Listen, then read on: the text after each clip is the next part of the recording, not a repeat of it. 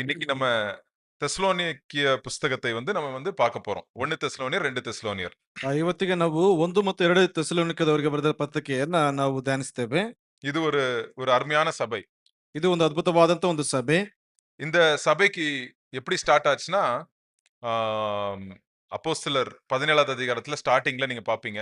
அங்க பவுல் ஒரு 3 வாரம் ஒரு யூத ஆ ஆலயத்துக்கு போவாரு. ಅಲ್ಲಿ ಅಪೊಸ್ತಲನಾದ ಪೌಲನು ಯೂದ ಆಲಯಕ್ಕೆ ಸರಿಸುಮಾರು 3 ವಾರಗಳ ವಾರ ಅಲ್ಲಿ ಹೋಗ್ತಾ ಇದ್ದಾನೆ. அந்த இடத்துல போய் இயேசு கிறிஸ்துவோட சுவிசேஷத்தை சொல்வாரு. ಅಲ್ಲಿ ಯೇಸು ಕ್ರಿಸ್ತನ ಒಂದು ಸುವಾರ್ತೆಯನ್ನು ಅಲ್ಲಿ ತಿಳಿಸ್ತಾ ಇದ್ದಾನೆ. நிறைய பேர் ஆண்டவரை விசுவாசிக்க ஸ்டார்ட் பண்ணுவாங்க. ಅನೇಕರು ಅಲ್ಲಿ ದೇವರಲ್ಲಿ ವಿಶ್ವಾಸ ಇಡುವುದಕ್ಕೆ ಪ್ರಾರಂಭಿಸ್ತಾ ಇದ್ದಾರೆ. ஆனா என்ன ஆயிரும், 3 வாரத்துல அங்க இருந்து ஒருத்தர் ஒரு பெரிய ஒரு கூட்டம் இவருக்கு விரோதமாய் சேர்ந்து இவரை ஊரை விட்டு விரட்டுறதுக்கு எழும்பிடுவாங்க. ಇವರಿಗೆ ವಿರುದ್ಧವಾಗಿ ಒಂದು ಗುಂಪು ಎಬ್ಬಿಸಲ್ಪಟ್ಟದ್ದಾಗಿ ಇವರನ್ನ ಊರನ್ನ ಬಿಡಿಸಿ ಓಡಿಸುವುದಕ್ಕೆ ಒಂದು ಗುಂಪಾಗಿ ಅಲ್ಲಿ ಎಬ್ಬಿತಾ ಇದ್ದಾರೆ. சோ அந்த தெசலோனிக்க பட்டணத்துல யாசோன் அப்படின்னு ஒரு சகோதரர் இருப்பார். அந்த யாசோனை அடிச்சு அவரை வீட்டுல இருந்து இழுத்துட்டு போய் அவரை ஜெயில போட்டு அப்புறம் அவரை ரிலீஸ் பண்றாங்க.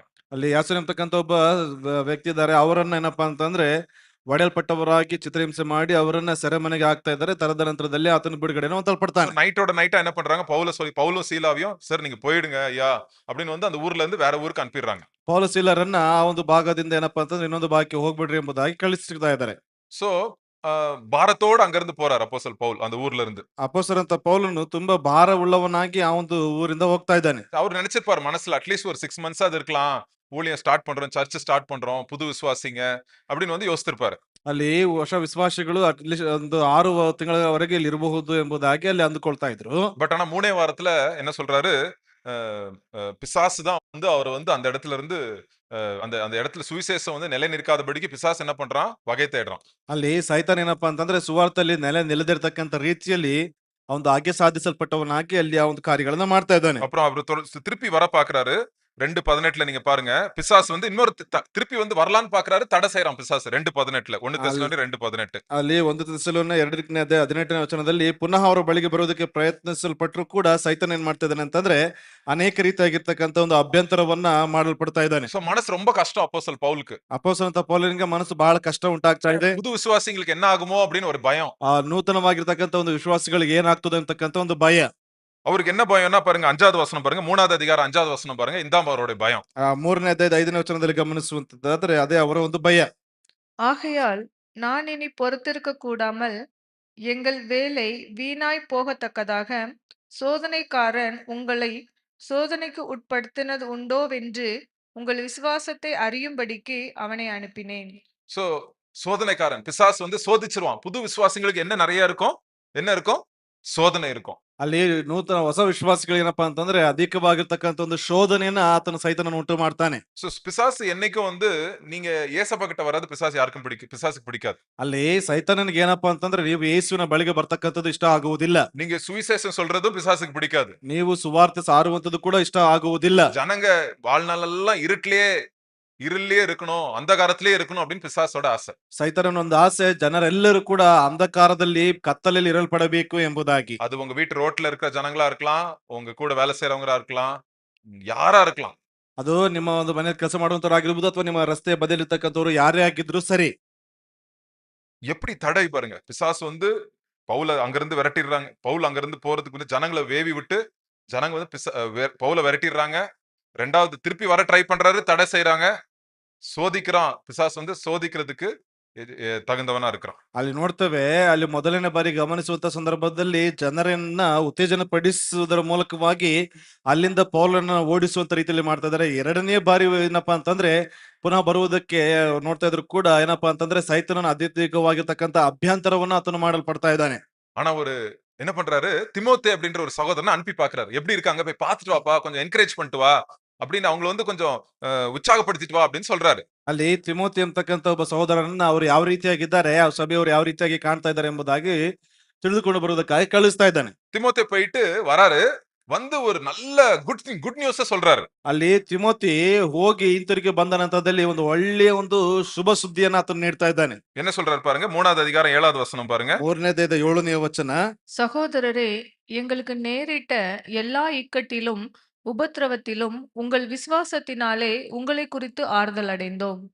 6வது வசனம் படிங்க. இப்பொழுது தீமோத்தேயு உங்களிடத்திலிருந்து எங்களிடத்தில் வந்து உங்கள் விசுவாசத்தையும் அன்பையும் குறித்தும் நீங்கள் எப்பொழுதும் எங்களை பட்சமாய் நினைத்து கொண்டு நாங்கள் உங்களை காண வாஞ்சியாய் இருக்கிறது போல நீங்களும் எங்களை காண வாஞ்சியாய் இருக்கிறீர்கள் என்பதை குறித்தும் எங்களுக்கு நற்செய்தி சொன்னதினால். சோ இங்க பாருங்க நல்ல ஒரு சந்தோஷம் பவுலுக்கு இங்க. ಅಲ್ಲಿ ಪೌಲನಿಗೆ ಬಹಳ ಒಂದು ಸಂತೋಷ. நம்ம பண்ண அந்த 3 வாரம் ஊழியம் வந்து வேஸ்ட் ஆகல. என்ன இருக்காங்க விசுவாசிங்க இன்னும் என்ன இருக்காங்க? கர்த்தருக்குள்ள என்னவா இருக்காங்க? ஸ்ட்ராங்கா இருக்காங்கன்ற ஒரு சந்தோஷம். ನಾವು 3 ವಾರ ಮಾಡಿದಂತ ಸೇವೆ ಅದು ನಿಷ್ಫಲವಾಗ್ಲಿಲ್ಲ. ಅಲ್ಲಿರ್ತಕ್ಕಂತ ವಿಶ್ವಾಸಿಗಳು ಇನ್ನೂ ಬಲವುಳ್ಳವರಾಗಿ ನಿಂತ್ಕೊಂಡಿದ್ದಾರೆ. சோ இன்னைக்கு 1 தெசலோனியர் 2 தெசலோனியர் நம்ம பார்க்க போறோம். ஒரே வார்த்தையிலே நம்ம வந்து இத சொல்லணும்னா என்ன அர்த்தம்? ಅಲ್ಲಿ ಒಂದೇ ಒಂದು ಮಾತಿನಲ್ಲಿ ಹೇಳ್ಬೇಕು ಅಂತಂದ್ರೆ 1 ಮತ್ತು 2 ತೆಸಲೋನಿಕದವರಿಗೆ ಪತ್ರಿಕೆಯನ್ನ ஒரே வசனம் பிரதர், இந்த ஒரு வசனத்துல சொல்லுங்க, இந்த ஃபுல் 2 புக்கையும் ஒரே வசனத்துல சொல்லுங்க அப்படின்னு சொன்னா 5வது அதிகாரம் 11வது வசனம் பாருங்க. 5ನೇ ಅಧ್ಯಾಯ 11ನೇ ವಚನ ಒಂದೇ ವಚನದಲ್ಲಿ ಎರಡನ್ನು ಹೇಳಿ ಮುಗಿಸುವಂತದ್ದು ಅಂತಂದ್ರೆ, ஆகையால் நீங்கள் செய்து வருகிறபடியே ஒருவரை ஒருவர் தேற்றி ஒருவருக்கொருவர் பக்தி விருத்தி உண்டாகும்படி செய்யுங்கள். ஒருவரை ஒருவர் தேற்றுங்க, என்கரேஜ் பண்ணுங்க, அதான் வந்து சொல்றாரு. ಅಲ್ಲಿ ಒಬ್ಬರನ್ನೊಬ್ಬರು ವೃದ್ಧಿಪಡಿಸುತ್ತಾ ಬರ್ರಿ ಎಂಬುದಾಗಿ ಹೇಳ್ತಾ ಇದ್ದಾರೆ. சோ சர்ச்சுக்கு வந்து இந்த புது சர்ச்சுக்கு என்ன சொல்றாரு? ஒருத்தர் புது விசுவாசிங்க நிறைய பேர் இருக்காங்க, அவங்கள வந்து தேற்றுங்க, அவங்களுக்கு என்கரேஜ் பண்ணுங்க அப்படின்னு வந்து சொல்றாரு. ಅಲ್ಲಿ ಹೊಸ ವಿಶ್ವಾಸಿಗಳು ಅನೇಕರಿದ್ದಾರೆ, ನೀವೇನ್ ಮಾಡ್ರಿ ಅಂತಂದ್ರೆ ಒಬ್ಬರನ್ನೊಬ್ಬರು ನೀವೇನ್ ಮಾಡ್ರಿ ಉತ್ತೇಜನ ಪಡಿಸ್ರಿ ಎಂಬುದಾಗಿ ಹೇಳ್ತಾ ಇದ್ದಾರೆ. இங்கிலீஷ்ல அழகா போட்டிருக்கு 5:11ல encourage one another and build each other up. அப்படின்னா ஒருத்தர் வந்து என்ன பண்ணுங்க? என்கரேஜ்னா என்னது?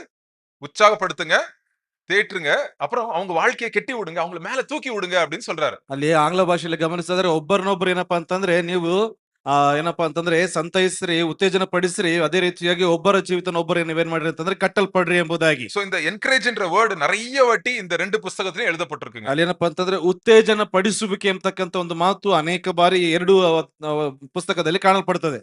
சோ இதான் சர்ச்சோட மெயின் பர்பஸ்ங்க. ಇದೇ ಸಭೆಯ ಮುಖ್ಯ ಉದ್ದೇಶ. நம்ம ஒருத்தர் என்கரேஜ் பண்ணோம், ಒಬ್ಬರನ್ನೊಬ್ಬರು ನಾವು ಉತ್ತೇಜನ ಪಡಿಸಬೇಕು, ஒருத்தர் பக்தி விருத்தியில வளர்றதுக்கு நம்ம ஹெல்ப் பண்ணணும். இதுக்கு தான் சர்ச் ஆண்டவர் கொடுத்திருக்கிறார். ಒಬ್ಬರನ್ನೊಬ್ಬರು ಭಕ್ತಿ ವೃದ್ಧಿಯಲ್ಲಿ ಬೆಳೆಯಲ್ಪಡಬೇಕು. ಇದಕ್ಕಾಗಿ ದೇವರು ಸಭೆಯಲ್ಲಿ ಕೊಡಲ್ಪಟ್ಟಿದ್ದಾರೆ. சரி, இன்னைக்கு ஒரு 10 பாயிண்ட் இருக்கு, நான் சொல்லிட்டு முடிச்சிடறேன் குயிக்கா. 10 ಅಂಶಗಳಿದೆ, ಅದನ್ನ ಹೇಳಿ ಮುಗಿಸ್ತೀನಿ. சோ அந்த 10 பாயிண்ட்ல இந்த 2 புத்தகத்தையும் 1 தெசலோனியர் 2 தெசலோனியர் நம்ம கவர் பண்ண போறோம். 10 ಅಂಶಗಳಲ್ಲಿ ಏನಪ್ಪಾ ಅಂತಂದ್ರೆ 1 ಮತ್ತು 2 ತೆಸಲೋನಿಕ ಪತ್ರಿಕೆನ ಮುಗಿಸುವುದಕ್ಕೆ ನೋಡ್ತೀವಿ. எப்படி ஒருவரை ஒருவர் உற்சாகப்படுத்துவது அப்படின்னா பக்தி விருத்திக்கு இது பண்றது. ಅಲ್ಲಿ ಒಬ್ಬರನ್ನೊಬ್ಬರು ಉತ್ತೇಜನ ಪಡಿಸುವಂತದ್ದು, ಒಬ್ಬರಿಗೊಬ್ಬರು ಭಕ್ತಿ ವೃದ್ಧಿಯಲ್ಲಿ ನಿರತರಾಗಿರುವಂತದ್ದು ಹೇಗೆ ಎಂಬುದಾಗಿ. என்கரேஜ்க்கு என்ன தமிழ்ல?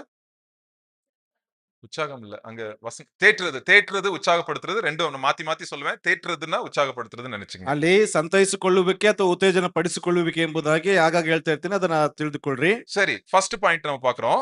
ಮೊದಲನೇದಾಗಿ ಗಮನಿಸಿಕೊಳ್ಳೋಣ. 1வது அதிகாரத்துல என்ன சொல்றாரு அப்போஸ்தலன் பவுல்? ಮೊದಲ ಅಧ್ಯಾಯದಲ್ಲಿ ಏನ್ ಹೇಳ್ತಾ ಇದ್ದಾರೆ ಅಪೊಸ್ತಲ ಅಂತ ಪೌಲ? புதுசா விசுவாசிங்க சர்ச்சுக்கு வந்துடுறாங்க. ನೂತನವಾಗಿರ್ತಕ್ಕಂಥ ವಿಶ್ವಾಸಿಗಳು ಸಭೆಗೆ ಬರ್ತಿದ್ದಾರೆ. அவங்களுக்கு என்ன தேவைங்க?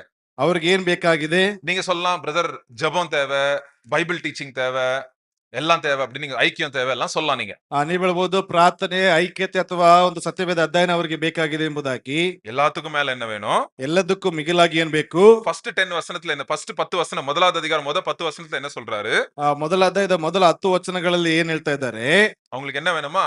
ஒரு நல்ல ஒரு மாதிரி வேணும் புது விசுவாசிகளுக்கு. ಹೊಸ ವಿಶ್ವಾಸಿಗಳಿಗೆ ಒಳ್ಳೆಯ ಮಾದರಿ ಅದು ಕಾಣಲ್ಪಡಬೇಕು. 7வது வசனம் படிங்க. 7ನೇ ವಚನ.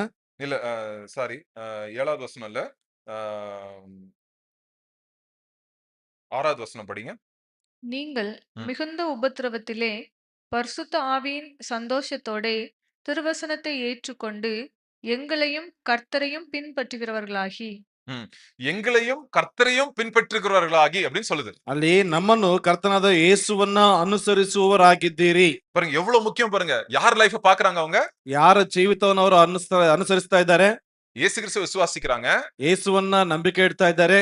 ஆனா மூத்த விசுவாசிகளை கவனிக்கிறாங்க. ಆದ್ರೆ ಮುಖ್ಯವಾಗಿರ್ತಕ್ಕಂಥ ವಿಶ್ವಾಸಿಗಳನ್ನ ಅವ್ರು ಗಮನಿಸ್ತಾ ಇದ್ದಾರೆ. முக்கியம் ಅಂದ್ರೆ ಹಿರಿಯ ಮುಖ್ಯಸ್ಥರು, ಹಿರಿಯ ಒಂದು ಸೇವಕರನ್ನ. சோ நம்ம வந்து புது விசுவாசிகளுக்கு நம்ம மாதிரியா இருக்கணுமாங்க. ಅಲ್ಲಿ ಹೊಸದಾಗಿ ಬರ್ತಕ್ಕಂಥ ವಿಶ್ವಾಸಿಗಳಿಗೆ ನಾವುಗಳು ಮಾದರಿಯಾಗಿರ್ಬೇಕು. எதுலெல்லாம் மாதிரியா இருக்கணும்? ಯಾವ್ದ್ರಲ್ಲಿ ಮಾದರಿಯಾಗಿರ್ಬೇಕು? எப்படி அன்பா இருக்கிறது, ಹೇಗೆ ಪ್ರೀತಿ ಉಳ್ಳವರಾಗಿರ್ತಕ್ಕಂಥದ್ದು, எப்படி உற்சாகப்படுத்துறது, ಯಾವ ರೀತಿಯಾಗಿ ಉತ್ಸಾಹ ಅಥವಾ ಸಂತೈಸುವಿಕೆಯನ್ನು ಕೊಡುವಂತದ್ದು. ஏன்னா பிசாசு என்ன பண்ணுவான்? புது விசுவாசிகளை என்ன பண்ணுவான்? ஃபர்ஸ்ட் வந்த உடனே என்ன பண்ணுவான்? சோதிப்பான். இப்பதான் நம்ம பார்த்தோம். ಅಲ್ಲಿ ಈಗ ತಾನೇ ನೋಡಿದೀವಿ ಸೈತಾನನು ಹೊಸ ವಿಶ್ವಾಸಿಗಳನ್ನ ಏನ್ ಮಾಡ್ತಾನೆ ಅಂತಂದ್ರೆ ಶೋಧಿಸುವುದಕ್ಕೆ ನೋಡ್ತಾನೆ. நிறைய வாட்டி என்ன பார்த்திருக்கோம்? நம்ம நிறைய வாட்டி பார்த்திருக்கிறோம். புது விசுவாசி ஆண்டவர்ட்ட வருவாங்க. ஒரு யாரும் வந்து அவங்கள உற்சாகப்படுத்தல. அவங்க கூட வந்து டெய்லி போய் அவங்க அப்பப்ப அவங்கள ஃபோன் பண்ணி அவங்ககிட்ட பேசலன்னா என்ன ஆயிருவாங்க அவங்க? என்ன ஆயிருவாங்க? ஏதாவது ஒரு சின்ன செடி மாரி. அது காத்தடிச்ச உடனே என்ன ஆயிருது? அது சாஞ்சிரும் சின்னது அப்படியே. ಅಲ್ಲಿ ಹೊಸದಾಗಿ ಬರ್ತಕ್ಕಂತ ವಿಶ್ವಾಸಿಗಳನ್ನ ಆಗಾಗ್ಗೆ ಫೋನ್ ಮೂಲಕವಾಗಿ ಅವ್ರನ್ನ ವಿಚಾರಿಸದೆ ಹೋದ್ರೆ ಒಂದು ಚಿಕ್ಕದಾದಂತ ಒಂದು ಗಿಡದ ರೀತಿಯಲ್ಲಿ ಗಾಳಿ ಬಂದ ನಂತರದಲ್ಲಿ ಏನಾದ್ರೆ ಬಗ್ಗಿ ಹೋಗ್ಬಿಡ್ತದೆ. சோ ரொம்ப ரொம்ப முக்கியங்க. ತುಂಬಾ ತುಂಬಾ ಮುಖ್ಯವಾದದ್ದು. சோ நம்ம அன்புல நம்ம மாதிரியா இருக்கிறோமா? ಪ್ರೀತಿಯಲ್ಲಿ ನಾವು ಮಾದರಿಯಾಗಿದ್ದೇವಾ?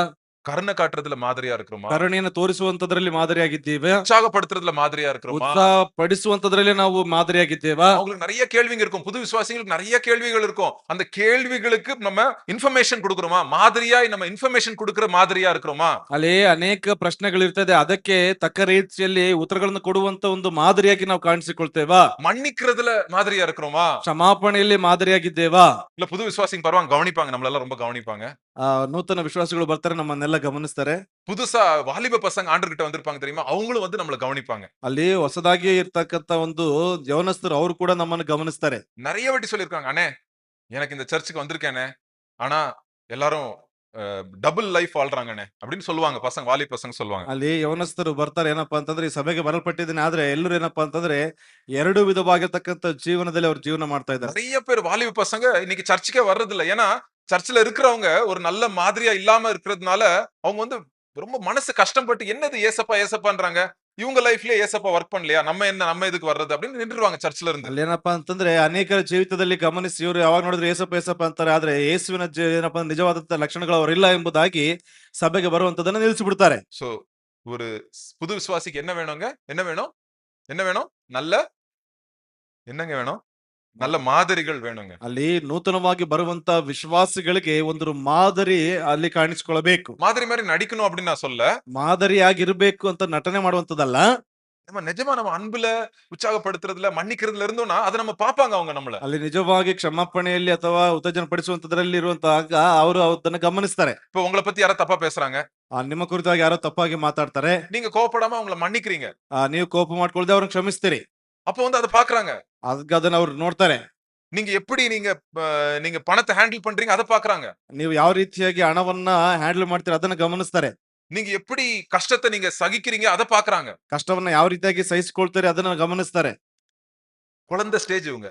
ಎಲ್ಲ ಮಗುವಿನ ರೀತಿಯಲ್ಲಿ. சோ இந்த குழந்தை ஸ்டேஜ் வந்து என்ன வாலிப பையன் ஆவிக்குரிய வயசுல வாலிபனாகி மாறணும். ஆவிக்குரிய வாலிபனாக மாறணும் அவங்க. ಅಲ್ಲಿ ಆತ್ಮಿಕವಾದಂತ ಜೀವಿತದಲ್ಲಿ ಆತ್ಮಿಕವಾದಂತ ಯವನಸ್ಥನಾಗಿ ಆತನು ಬದಲಾಗಲ್ಪಡಬೇಕು. இந்த சர்ச்சில் என்னாச்சு? நல்ல மாதிரிகள் இருந்தாங்க. அப்போஸ்தலன் பவுல் ஒரு நல்ல மாதிரி, திமோத்தே ஒரு நல்ல மாதிரி, அப்படின்னு சீலா ஒரு நல்ல மாதிரி இந்த சர்ச்சில். ಹಾಗಾಗಿ ಈ ಒಂದು ಸಭೆಯಲ್ಲಿ ಪೌಲನು ಒಳ್ಳೆ ಏನಪ್ಪಾ ಅಂದ್ರೆ ಮಾದರಿಯಾಗಿದ್ದ, ತಿಮೋತಿ ಒಳ್ಳೆಯ ಮಾದರಿಯಾಗಿದ್ದ, ಸೀಲನು ಕೂಡ ಒಳ್ಳೆಯ ಮಾದರಿಯಾಗಿ ಕಾಣಿಸಿಕೊಳ್ಳಲ್ಪಟ್ಟಿದ್ದ. அப்புறம் என்ன ஆயிருது பாருங்க, 7வது வசனத்துல பாருங்க என்ன ஆகுது? 7ನೇ ವಚನದಲ್ಲಿ ಏನಾಗ್ತಾ ಇದೆ? இவ்விதமாய் மக்கதோனியாவிலும் அகயாவிலும் உள்ள விசுவாசிகள் யாவருக்கும் மாதிரிகள் ஆனீர்கள். பாருங்க என்ன ஆயிருச்சு? அவங்க என்ன ஆயிட்டாங்க? புது விசுவாசிங்க என்ன ஆயிட்டாங்க? அவங்க மாதிரி ஆயிட்டாங்க பாருங்க. ಅಲ್ಲಿ ಹೊಸ ವಿಶ್ವಾಸಿಗಳು ಅವ್ರು ಏನಾಗಿದ್ದಾರೆ ಅಂತಂದ್ರೆ ಅವರು ಮಾದರಿಯಾಗಲ್ಪಟ್ಟಿದ್ದಾರೆ. ஒரு டைம் வந்து அவங்க வந்து பவுல பார்த்து மாதிரியா வந்து நடந்தாங்க. ಒಂದು ಸಮಯದಲ್ಲಿ ಅವರು ಪೌಲನನ್ನ ನೋಡಿ ಅವರು ಮಾದರಿಯಾದಂತ ಜೀವಿತವನ್ನು ಜೀವಿಸಿದ್ರು. அடுத்த வசனத்துல பாக்குறோம் அவங்க என்ன ஆயிட்டாங்க? வேற சர்ச்சுக்காரங்களுக்கு அவங்க என்ன ஆயிட்டாங்க? மாதிரி ஆயிட்டாங்க. ಅದನ್ನ ಮುಂದಿನ ಒಂದು ವಚನದಲ್ಲಿ ಗಮನಿಸಿದ್ರೆ ಅವರು ಬೇರೆ ಸಭೆಯವರಿಗೆ ಅಥವಾ ಬೇರೆಯವರಿಗೆ ಏನಾಗಿದ್ದಾರೆ ಅಂತಂದ್ರೆ ಮಾದರಿಯಾಗಿ ಕಾಣಿಸಿಕೊಂಡಿದ್ದಾರೆ. இதாங்க சர்ச். ಇದೇ ಸಭೆ. சோ இதான் நம்ம சர்ச்சில் நம்ம பார்க்கணும். நம்ம சர்ச்சில் வந்து எல்லாரும் நல்ல சாட்சி உள்ள சபை மக்களா இருக்கிறாங்களா? நம்ம சர்ச்சில் சாட்சி உள்ள வாழ்க்கை வாழ்றாங்களா அப்படின்றது இந்த பாஸ்டர் வந்து கவனிக்க வேண்டிய காரியம். ಪಾಸ್ಟರ್ ಗಮನಿಸಲ್ಪಡಬೇಕಾದಂತ ಒಂದು ಕಾರ್ಯ ಸಭೆಯಲ್ಲಿರ್ತಕ್ಕಂಥವ್ರು ಸಾಕ್ಷಿಯುಳ್ಳ ಜೀವಿತವಾಗಿ ಜೀವಿಸ್ತಾ ಇದ್ದಾರೆ ಎಂಬುದಾಗಿ ಗಮನಿಸಬೇಕು. சில வாலிப பசங்க சர்ச்சுக்கு வர மாட்டாங்க. ಕೆಲವು ಯೌವನಸ್ಥರು ಸಭೆಗೆ ಬರುವುದಿಲ್ಲ. நிறைய காரணம் இருக்கலாம். ஆண்டவர் மேல கோவம் இருக்கலாம், வாழ்க்கையில ஏதாவது ஃபெயிலியர் ஆயிருக்கலாம், இல்லாட்டி ஏதோ யாரையோ இழந்திருக்கலாம் லைஃப்ல. ಅಲ್ಲಿ ಅವರು ಸಭೆಗೆ ಬರೆದಿರ್ತಕ್ಕಂಥದಕ್ಕೆ ಅಥವಾ ಜೀವನದಲ್ಲಿ ಯಾರನ್ನ ಕಳೆದುಕೊಂಡಿರಬಹುದಾಗಿತ್ತು ಅಥವಾ ದೇವರ ಮೇಲೆ ಏನೋ ಒಂದು ರೀತಿಯಾದಂತ ಕೋಪ ಏನೋ ಇರುತ್ತಿರಬಹುದು. நம்ம சர்ச்சில் சில வாலிப பசங்க வர மாட்டாங்க சர்ச்சுக்கு. ನಮ್ಮ ಸಭೆಗೆ ಕೂಡ ಕೆಲವು ಯೌವನಸ್ಥರು ಬರುವುದಿಲ್ಲ. சோ வரலனாலும் பரவாயில்ல. நான் எப்பவுமே என்ன சொல்வேன்? ஜனங்க சர்ச்சுக்கு வரலனா சர்ச் எங்க போணும்? சர்ச் ஜனங்க கிட்ட போணும். ಅಲ್ಲಿ ಸಭೆಗೆ ಜನಗಳು ಬರ್ಲಿಲ್ಲ ಅಂತಂದ್ರೆ ಜನಗಳ ಬಳಿಗೆ ಸಭೆ ಹೋಗಲ್ಪಡಬೇಕು. யாரு சர்ச்? ಯಾರು ಸಭೆ? நம்ம தான் சர்ச். ನಾವೇ ಸಭೆ. சோ திட்டிட்டே இருக்க கூடாது. ஏன் வரல சர்ச்சுக்கு? ஏன் வரல சர்ச்? இதோ வருது சர்ச் வருது, நானே வரேன் நம்ம போயிடலாம். ಅಲ್ಲಿ ಸಭೆಗೆ ಯಾಕೆ ಬರ್ಲಿಲ್ಲ ಎಂಬುದಾಗಿ ಕೇಳುವಂತದ್ದಲ್ಲ, ಸಭೆಗಿರ್ತಕ್ಕಂಥ ನಾನೇ ನಿಮ್ಮ ಬಳಿಗೆ ಬರ್ತಾ ಇದ್ದೇನೆ ಎಂಬುದಾಗಿ. ஒரு பையன் இருந்தான், வரவே இல்ல கொஞ்ச நாளா. ಸ್ವಲ್ಪ ದಿವಸಗಳವರೆಗೆ ಒಬ್ಬ ಹುಡುಗ ಬರ್ತಾನೆ ಇರ್ಲಿಲ್ಲ. சரி நான் என்ன பண்ணேன், சரி சர்ச் தான் அங்க போணும். சரி அப்படின்ட்டு ஃபோன் பண்றேன் அவனுக்கு. ಸಭೆ ಅಲ್ಲಿ ಹೋಗ್ಬೇಕೆಂಬುದಾಗಿ ಫೋನ್ ಮಾಡಿದ. அ அப்புறம் வந்து என்ட்ட அவன் பேசிட்டு இருந்தான். ಆಗ ಅವನು ನನ್ನ ಬಳಿಯಲ್ಲಿ ಮಾತನಾಡ್ತಾ ಇದ್ದ. இன்னும் வரல சர்ச்சுக்கு. ಇನ್ನು ಕೂಡ ಬರ್ಲಿಲ್ಲ. பட் நம்ம என்ன இருக்கணும்? ನಾವೇನ್ பொறுமையா இருக்கணும் நம்ம. ನಾವೇನ್ ಮಾಡ್ಬೇಕು ಅಂದ್ರೆ ತಾಳ್ಮೆಯಿಂದ ಇರ್ಬೇಕು. பரவால்ல வருவாங்க. பட் ஆனாலும் என்ன பண்றோம், அந்த கனெக்ஷன் அந்த உறவ என்ன பண்றோம் நம்ம இன்னும் மெயின்டெயின் பண்ணிட்டு இருக்கோம். ಪರವಾಗಿಲ್ಲ ಬರ್ದೇ ಇದ್ರು ಕೂಡ ಆ ಒಂದು ಬಾಂಧವ್ಯನ ಇನ್ನೂ ಕೂಡ ಏನ್ ಮಾಡ್ಬೇಕು ನಾವು ಇಟ್ಕೊಳ್ಬೇಕು. அதே பாருங்க 5வது அதிகாரம் 16வது வசனத்தை பாருங்க. அதான் சொல்றாரு அப்போஸ்தலன் பவுல். 5ನೇ ಅಧ್ಯಾಯದ 11ನೇ ವಚನದಲ್ಲಿ ಅದನ್ನೇ ಅಪೊಸ್ತಲನಾದ ಪೌಲನು ಇಲ್ಲಿ ಹೇಳ್ತಾ ಇದ್ದಾನೆ. ஆகையால் நீங்கள் செய்து வருகிறபடியே ஒருவரை ஒருவர் தேற்றி ஒருவரை ஒருவர் தேற்றி பாருங்க திருப்பி வருது அந்த வார்த்தை. ஒருவருக்கொருவர் ஆ. பக்தி விருத்தி உண்டாகும்படி செய்யுங்கள். 5:14 மேலும் சகோதரரே, ஆ. நாங்கள் உங்களுக்கு போதிக்கிறது என்னவென்றால், ஒழுங்கில்லாதவர்களுக்கு புத்தி சொல்லுங்கள், ஒழுங்கில்லாதவருக்கு புத்தி சொல்லுங்கள், திடனற்றவர்களை தேற்றுங்கள், திடனற்றவர்களை தேற்றுங்கள், பலவீனரை தாங்குங்கள், பலவீனர்களை தாங்குங்கள். எல்லாரிடத்திலும் எல்லாரிடத்திலும் எப்படி இருக்கணுமா? நீடிய சாந்தமாயிருங்கள். நீடிய சாந்தத்தோடு இருக்கணுமாங்க. எல்லார்கிட்டயும் நீடிய சாந்தத்தோடு இருக்கணும். ಅಲ್ಲಿ ಎಲ್ಲಾ ರೀತಿಯಲ್ಲಿಯೂ ಎಲ್ಲರಲ್ಲಿಯೂ ದೀರ್ಘ ಶಾಂತರಾಗಿ ಕಾಣಿಸಿಕೊಳ್ಳಿರಿ. ಎಲ್ಲರ ಜೊತೆಯಲ್ಲೂ ಅಂತ ಇಲ್ವಾ? ಎಲ್ಲಾರ್ಗೂ ಎಲ್ಲರಲ್ಲಿಯೂ ಎಲ್ಲರಲ್ಲಿಯೂನಾ? அதான் எல்லாரு கூடயும் பேஷண்டா இருங்க அப்படின்னு சொல்றாரு. ಅಲ್ಲಿ ಎಲ್ಲರಲ್ಲಿಯೂ ದೀರ್ಘ ಶಾಂತಿ ಉಳ್ಳವರಾಗಿರ್ರಿ ಎಂಬುದಾಗಿ. ஏன்னா ஒரு நாள் வருவாங்க அவங்க ஆண்டவர்கிட்ட. ಒಂದು ದಿವಸ ಅವರು ದೇವರ ಬಳಿಗೆ ಬರ್ತಾರೆ. பரவாயில்ல இந்த வருஷம் வரலனாலும் பரவாயில்ல, இந்த வருஷம் சர்ச்சுக்கே வரலனாலும் பரவாயில்ல அவங்க. ಪರವಾಗಿಲ್ಲ ಈ ವರ್ಷ ಸಭೆಗೆ ಬರ್ಲಿಲ್ಲ ಅಂದ್ರೂ ಕೂಡ ಪರವಾಗಿಲ್ಲ. அட்லீஸ்ட் என்ன பண்ணலாம், நம்ம வாட்ஸ்அப்லயாவது ஒரு வாய்ஸ் மெசேஜ் விடலாம். பாருப்பா இந்த வாரம் நான் பாஸ்டர் நான் இதான் மெசேஜ் கொடுத்தேன், உனக்கு half an hour மெசேஜ் சர்ச்சில் இருந்துச்சு, நான் உனக்கு 5 நிமிஷத்துல சொல்றேன் அப்படின்னு அந்த மெசேஜ் வந்து என்ன பண்ணலாம், நம்ம 5 நிமிஷமா சும்மா சுருக்கி கூட சொல்லலாம். அவன் வந்து அது கண்டிப்பா கிரியை செய்யும் அந்த வார்த்தை. ಅಲ್ಲಿ ನೋಡಪ್ಪ ಕಳೆದ ವಾರ ನಾನು 10 ನಿಮಿಷಗಳ ಒಂದು ಮೆಸೇಜ್ ಅನ್ನು ಮಾಡಲ್ಪಟ್ಟೆ, ಅದನ್ನ ನಿನಗೆ ಏನಪ್ಪಾ ಅಂದ್ರೆ ಸಂಕ್ಷಿಪ್ತವಾಗಿ 5 ನಿಮಿಷಗಳಲ್ಲಿ ನಿನಗೆ ಕಳಿಸಿ ಕೊಡ್ತಾ ಇದ್ದೇನೆ ಎಂಬುದಾಗಿ ಆ ಒಂದು ಕಾರ್ಯ ಅದನಿಗೆ ಹಂತ ಹಂತವಾಗಿ ಕ್ರಿಯೆಯನ್ನ ಮಾಡ್ತದೆ. சோ நம்ம வந்து எந்த அளவுக்கு நம்ம ஏசப்பா நம்மகிட்ட எவ்வளவு பொறுமையா இருந்தாரோ அதே போல நம்ம பொறுமையா இருக்கும்போது அந்த புது விசுவாசிங்க ஒருவேளை பிசாசினால சோதிக்கப்பட்டாலும் என்ன பண்ணுவாங்க, அவங்க திருப்பி வந்துருவாங்க ஆண்டவர்கிட்ட. ಅಲ್ಲಿ ನಾವು ಶಾಂತ ಉಳ್ಳವರಾಗಿದ್ರು ಕೂಡ ಅಲ್ಲಿ ಸೈತಾನದಿಂದ ಶೋಧನೆಗೆ ಒಳಪಟ್ಟರು ಕೂಡ ಪುನಃ ಅಥವಾ ಅವರು ಹಿಂತಿರುಗಿ ಬರುವಂತವರಾಗಿ ಇರ್ತಾರೆ. 2வது அதிகாரத்துல பாருங்க புது விசுவாசிகளுக்கு எப்படி வந்து நம்ம கேர் பண்ணோம், எப்படி அவங்களை வந்து நம்ம கேர் பண்ணோம். அடுத்த பாயிண்ட் பாருங்க. ಅಲ್ಲಿ ಯಾವ ರೀತಿಯಾಗಿ ನಾವು ಅವರಿಗೆ ಕೇರ್ ಅನ್ನ ಮಾಡ್ಬೇಕೆಂಬುದಾಗಿ ಗಮನಿಸಿಕೊಳ್ರಿ. விசுவாசிகள் எப்படி வந்து பராமரிக்க வேணும், அவங்களை வந்து ரொம்ப குட்டி இப்பதான் ஏசப்பட்ட வந்திருக்காங்க, அவங்களை எப்படி நம்ம பராமரிக்கணும். ಅಲ್ಲಿ ಈಗ ತಾನೇ ಚಿಕ್ಕವರ ರೀತಿಯಲ್ಲಿ ಕ್ರಿಸ್ತನ ಬಳಿಗೆ ಬರಲ್ಪಟ್ಟಿದ್ದಾರೆ, ಅವರನ್ನ ಯಾವ ರೀತಿಯಾಗಿ ಪರಾಮರಿಸುವಂತದ್ದು. பாருங்க ரொம்ப அருமையா வந்து அப்போஸ்தலன் பவுல் சொல்வாரு. ಅಪೊಸ್ತಲ ಪೌಲನು ಬಹಳ ಸುಂದರವಾಗಿ ಹೇಳ್ತಾ ಇದ್ದಾನೆ. 7வது வசனம் பாருங்க. 2வது அதிகாரம் 7வது வசனம் பாருங்க. 2ನೇ ಅಧ್ಯಾಯದ 7ನೇ ವಚನ. உங்களிடத்தில் பட்சமாய் நடந்து கொண்டோம். ஆ. பால் கொடுக்கிற தாயானவள் பால் கொடுக்கிற தாயானவள் தன் பிள்ளைகளை காப்பாற்றுகிறது போல பிள்ளைகளை காப்பாற்றுகிறது போல நாங்கள் நாங்கள் உங்கள் மேல் வாஞ்சையாயிருந்து ஆ. தேவனுடைய சுவிசேஷத்தை ம். உங்களுக்கு கொடுத்ததும் அல்லாமல் ம். நீங்கள் எங்களுக்கு பிரியமானவர்கள் ஆனபடியினாலே எங்கள் ஜீவனையும் உங்களுக்கு கொடுக்க மனதாயிருந்தோம். பாருங்க யோசித்து பாருங்க. இப்போ ஒரு இவங்க மனசுக்கு யோசித்து பாருங்க, ஒரு தாய் பிள்ளை பிறக்குது, அந்த பிள்ளை எப்படி ஹேண்டில் பண்ணுவாங்க அந்த குழந்தை, அந்த தாய்? ಯೋಚನೆ ಮಾಡಿ ನೋಡ್ರಿ, ಒಂದು ಮಗುವಿಗೆ ಏನಪ್ಪಾ, ಒಂದು ತಾಯಿಗೆ ಮಗು ಹುಟ್ತಾ ಇದೆ, ಒಂದು ಮಗುವನ್ನ ಯಾವ ರೀತಿಯಾಗಿ ಆಕೆ ಪೋಷಣೆಯನ್ನ ಮಾಡ್ತಾಳೆ. நேத்து தான் பிறந்துச்சு குழந்தை, ನಿನ್ನೆ ಹುಟ್ಟಲ್ಪಟ್ಟಿದೆ ಮಗು. இன்னைக்கு பிடிச்சி இப்படி ஒத்த கையில இப்படி தூக்குமா தாய், கழுத்தை பிடிச்சி பிள்ளைய? ಒಂದೇ ಕೈಗಳಲ್ಲಿ ಒಂದು ಕೊಳಪಟ್ಟಿನ ಇಟ್ಕೊಂಡು ಎತ್ತುತ್ತದ ಮಗುನ. ஏன் ஸ்கூலுக்கு போல அப்படின்னு அடிக்குமா 2 நாள்ல? 2 ದಿವಸದಲ್ಲಿ ಯಾಕೆ ಶಾಲೆಗೆ ಹೋಗಿಲ್ಲ ಅಂತ ಹೊಡಿಯುತ್ತಾ? ஏன் இன்னும் நல்லா படிக்க தெரியல அப்படின்னு வந்து அடிக்குமா அந்த தாய்? ಯಾಕೆ ಇನ್ನು ಓದೋದಕ್ಕೆ ಬರ್ತಾ ಇಲ್ಲ ಅಂತ ಅಂದ್ಬಿಟ್ಟು ಹೊಡಿತಾರ? எப்படிங்க ஹேண்டில் பண்ணோம் புது குழந்தைய தாಯಿ? ಯಾವ ರೀತಿಯಾಗಿ ಆ ಒಂದು ತಾಯಿ ನೂತನವಾಗಿ ಹುಟ್ಟಿರ್ತಕ್ಕಂಥ ಮಗುವನ್ನ ಪೋಷಣೆ ಮಾಡ್ತಾಳೆ? எப்படி ரொம்ப சாஃப்டா, ஐயோ விழுந்துடக்கூடாது அப்படின்னு என்ன பண்ணுவாங்க, தாங்கி இது பண்ணுவாங்க. ಅಲ್ಲಿ ಅದು ಬಿದ್ದು ಹೋಗ್ಬಾರ್ದು ಎಂಬುದಾಗಿ ಬಹಳ ನಾಜೂಕಾಗಿ ಆ ಒಂದು ಮಗುವನ್ನ ಪರಿಪಾಲನೆ ಮಾಡ್ತಾರೆ. நைட் எல்லாம் முழிச்சிருப்பாங்க, ಆ ರಾತ್ರಿ ಎಲ್ಲ ಎಚ್ಚರದಿಂದಿರ್ತಾರೆ. 2 மணி நேரத்துக்கு ஒரு வாட்டி முழிச்சு அந்த பிள்ளைக்கு வந்து போசிப்பாங்க. ಅಲ್ಲಿ 2 ಗಂಟೆಗಳವರೆಗೆ ಏನಪ್ಪಾ ಅಂತಂದ್ರೆ ಎಚ್ಚರದಿಂದ ಇದ್ದು ಆ ಒಂದು ಮಗುವನ್ನ ಪೋಷಿಸ್ತಾರೆ. அந்த பிள்ளைய வந்து அப்படி அவங்களுக்கு சாப்பாடு இருக்கோ அந்த பிள்ளைய வந்து நல்லா பாத்துக்குவாங்க. ಅವ್ರಿಗೆ ಊಟ ಇಲ್ದೇ ಇದ್ರು ಕೂಡ ಪರವಾಗಿಲ್ಲ, ಆದ್ರೆ ಮಗುವನ್ನ ಬಹಳ ಸುಂದರವಾಗಿ ನೋಡ್ಕೊಳ್ತಾರೆ. சோ இப்ப புரியுதா எப்படி நம்ம புது விசுவாசிகள் கிட்ட வந்து நம்ம இதா இருக்கணும், நம்ம அந்த அளவுக்கு ஒரு தாய் போல நம்ம இருக்கணுங்க. ಅಲ್ಲಿ ಹೊಸ ವಿಶ್ವಾಸಿಗಳ ಬಳಿಯಲ್ಲಿ ಏನಪ್ಪಾ ಅಂತಂದ್ರೆ ಒಂದು ತಾಯಿಯ ರೀತಿಯಲ್ಲಿ ನಾವು ಕಾಣಿಸ್ಕೊಳ್ಬೇಕು. அது மாத்திரம் இல்ல, ಅದು ಮಾತ್ರ ಅಲ್ಲ, ஆம், ஒரு ஒரு தாய் வந்து என்ன பண்ணும், சின்ன பிள்ளைங்க என்ன பண்ணுவாங்க, குட்டி பிள்ளைங்க பிறந்த உடனே பாத்ரூம் போக ஸ்டார்ட் பண்ணிடுவாங்களா? ಅಲ್ಲಿ ಚಿಕ್ಕ ಮಕ್ಕಳು ಹುಟ್ಟಿದ ನಂತರವಾಗಿ ಏನಪ್ಪಾ ಅಂದ್ರೆ ಬಾತ್ರೂಮ್ ಹೋಗೋದಕ್ಕೆ ನೋಡ್ತಾರ, டக்குன்னு ஸ்மெல் வரும். ವಾಸನೆ ಬರ್ತದೆ. என்ன ஆயிருக்கும்? கக்கா பண்ணிட்டு இருக்கோம் அந்த குழந்தை. ಅದೇನ್ ಮಾಡ್ತದೆ ಅಂತಂದ್ರಪ್ಪ ಅಂದ್ರೆ ಮಲಮೂತ್ರ ಮಾಡಿರ್ತದೆ. சோ உடனே என்ன பண்ணுவாங்க அம்மா எடுத்து? என்ன பண்ணுவாங்க? கிளீன் பண்ணுவாங்க. ஆமா. ತಕ್ಷಣವಾಗಿ ತಾಯಿ ಏನ್ ಮಾಡ್ತಾಳೆ, ಅದನ್ನ ಸ್ವಚ್ಛ ಮಾಡ್ತಾಳೆ. சோ புது விசுவாசிங்க சில தப்புகள் செய்யதான் செய்வாங்க. அப்படிதான். ಅಲ್ಲಿ ಹೊಸ ವಿಶ್ವಾಸಿಗಳು ಅದು ತಪ್ಪುಗಳನ್ನ ಮಾಡ್ತಾ ಇದ್ದಾರೆ. ಅದೇ ರೀತಿಯಾಗಿನೇ நம்ம என்ன பண்றோம் நம்ம? அத நம்ம பாரத்தை தாங்குறோம் நம்ம. ಆ ಒಂದು ಭಾರವನ್ನ ನಾವೇನ್ ಮಾಡ್ಬೇಕು, ಹೊತ್ಕೊಳ್ಬೇಕು. சோ அதே போலதான் புதுசா வந்திருக்கிறவங்க சில குறைகள் இருந்தா அவங்கள நம்ம நம்ம எந்த அளவுக்கு அவங்கள நம்ம கூப்பிட்டு அன்பா அவங்ககிட்ட அந்த சத்தியத்தை சொல்றோமோ அது ரொம்ப ரொம்ப முக்கியங்க. ಅಲ್ಲಿ ಅವರು ಹೊಸದಾಗಿ ಬಂದಿರತಕ್ಕಂಥವ್ರ ಬಳಿಯಲ್ಲಿ ಎಷ್ಟರ ಮಟ್ಟಿಗೆ ಅವನು ಕರೆದು ಎಲ್ಲಪ್ಪ ಅಂತಂದ್ರೆ ಪ್ರೀತಿಯಿಂದ ಕಾಣಿಸಿಕೊಳ್ತೇವೆ, ಪ್ರೀತಿಯಿಂದ ನಡೆದುಕೊಳ್ತೇವೆ ಅಂತಕ್ಕಂಥದ್ದು ತುಂಬಾ ಮುಖ್ಯವಾದಂತದ್ದು. சரி, ஃபர்ஸ்ட் தாய் போல. ಮೊದಲನೇದಾಗಿ ತಾಯಿಯ ರೀತಿ. ரெண்டாவது படிங்க 11வது வசனம். 11ನೇ ವಚನ. மேலும் தம்முடைய ராஜ்யத்திற்கும் மகிமைக்கும் உங்களை அழைத்த தேவனுக்கு ம். நீங்கள் பாத்திரராய் நடக்க வேண்டுமென்று தகப்பன் தன் பிள்ளைகளுக்கு சொல்லுகிறது போல நாங்கள் உங்களில் ஒவ்வொருவனுக்கும் புத்தியும் தேறுதலும் எச்சரிப்பும் சொன்னதை அறிந்திருக்கிறீர்கள். தகப்பன் தன் பிள்ளைகளுக்கு என்ன பண்றது? என்ன பண்றாங்க? சொல்றது போல. தகப்பன் ஒரு மகனை நடத்துறது போல நாங்க நடத்தணும் அப்படின்னு சொல்றாருங்க. ಅಲ್ಲಿ ತಂದೆ ಮಗನಿಗೆ ಬುದ್ಧಿ ಹೇಳುವಂತ ರೀತಿಯಲ್ಲಿ ನಾವುಗಳು ಏನ್ ಮಾಡ್ಬೇಕು, ನಡೆಸಬೇಕು ಅಂತ. அப்பா விழுந்தா, ஒரு பிள்ளை விழுந்தா என்ன பண்ணுவார் அப்பா? ಅಲ್ಲಿ ಮಗು ಬಿತ್ತು ಅಂದ್ರೆ ತಂದೆ ಏನ್ ಮಾಡ್ತಾರೆ, அடுத்துட்டு போய் இன்னும் அடிப்பாரா? ಹೋಗ್ಬಿಟ್ಟು ಹೊಡಿತಾರ? இல்ல, என்ன பண்ணுவாரு? ಏನ್ ಮಾಡ್ತಾರೆ? டக்குன்னு தூக்கி காலெல்லாம் தட்டி விட்டு அந்த அந்த இடத்துல ஏதோ மருந்து போடுவார். ಅಲ್ಲಿ ತಕ್ಷಣವಾಗಿ ಎಬ್ಬಿಸಿ ಏನ್ ಮಾಡ್ತಾರೆ ಅಂದ್ರಪ್ಪ ಅಂದ್ರೆ ಗಾಯವಾದಂತ ಒಂದು ಭಾಗಕ್ಕೆ ಏನಾದ್ರೂ ಒಂದು ಔಷಧಿನ ಹಚ್ತಾರೆ. விழுந்துட்டான், இனிமே நடக்கவே சொல்லி கொடுக்க கூடாது அப்படின்னு நடக்காதப்பா நடக்காதப்பா அப்படின்னு சொல்வாரா? என்ன பண்ணுவாரு?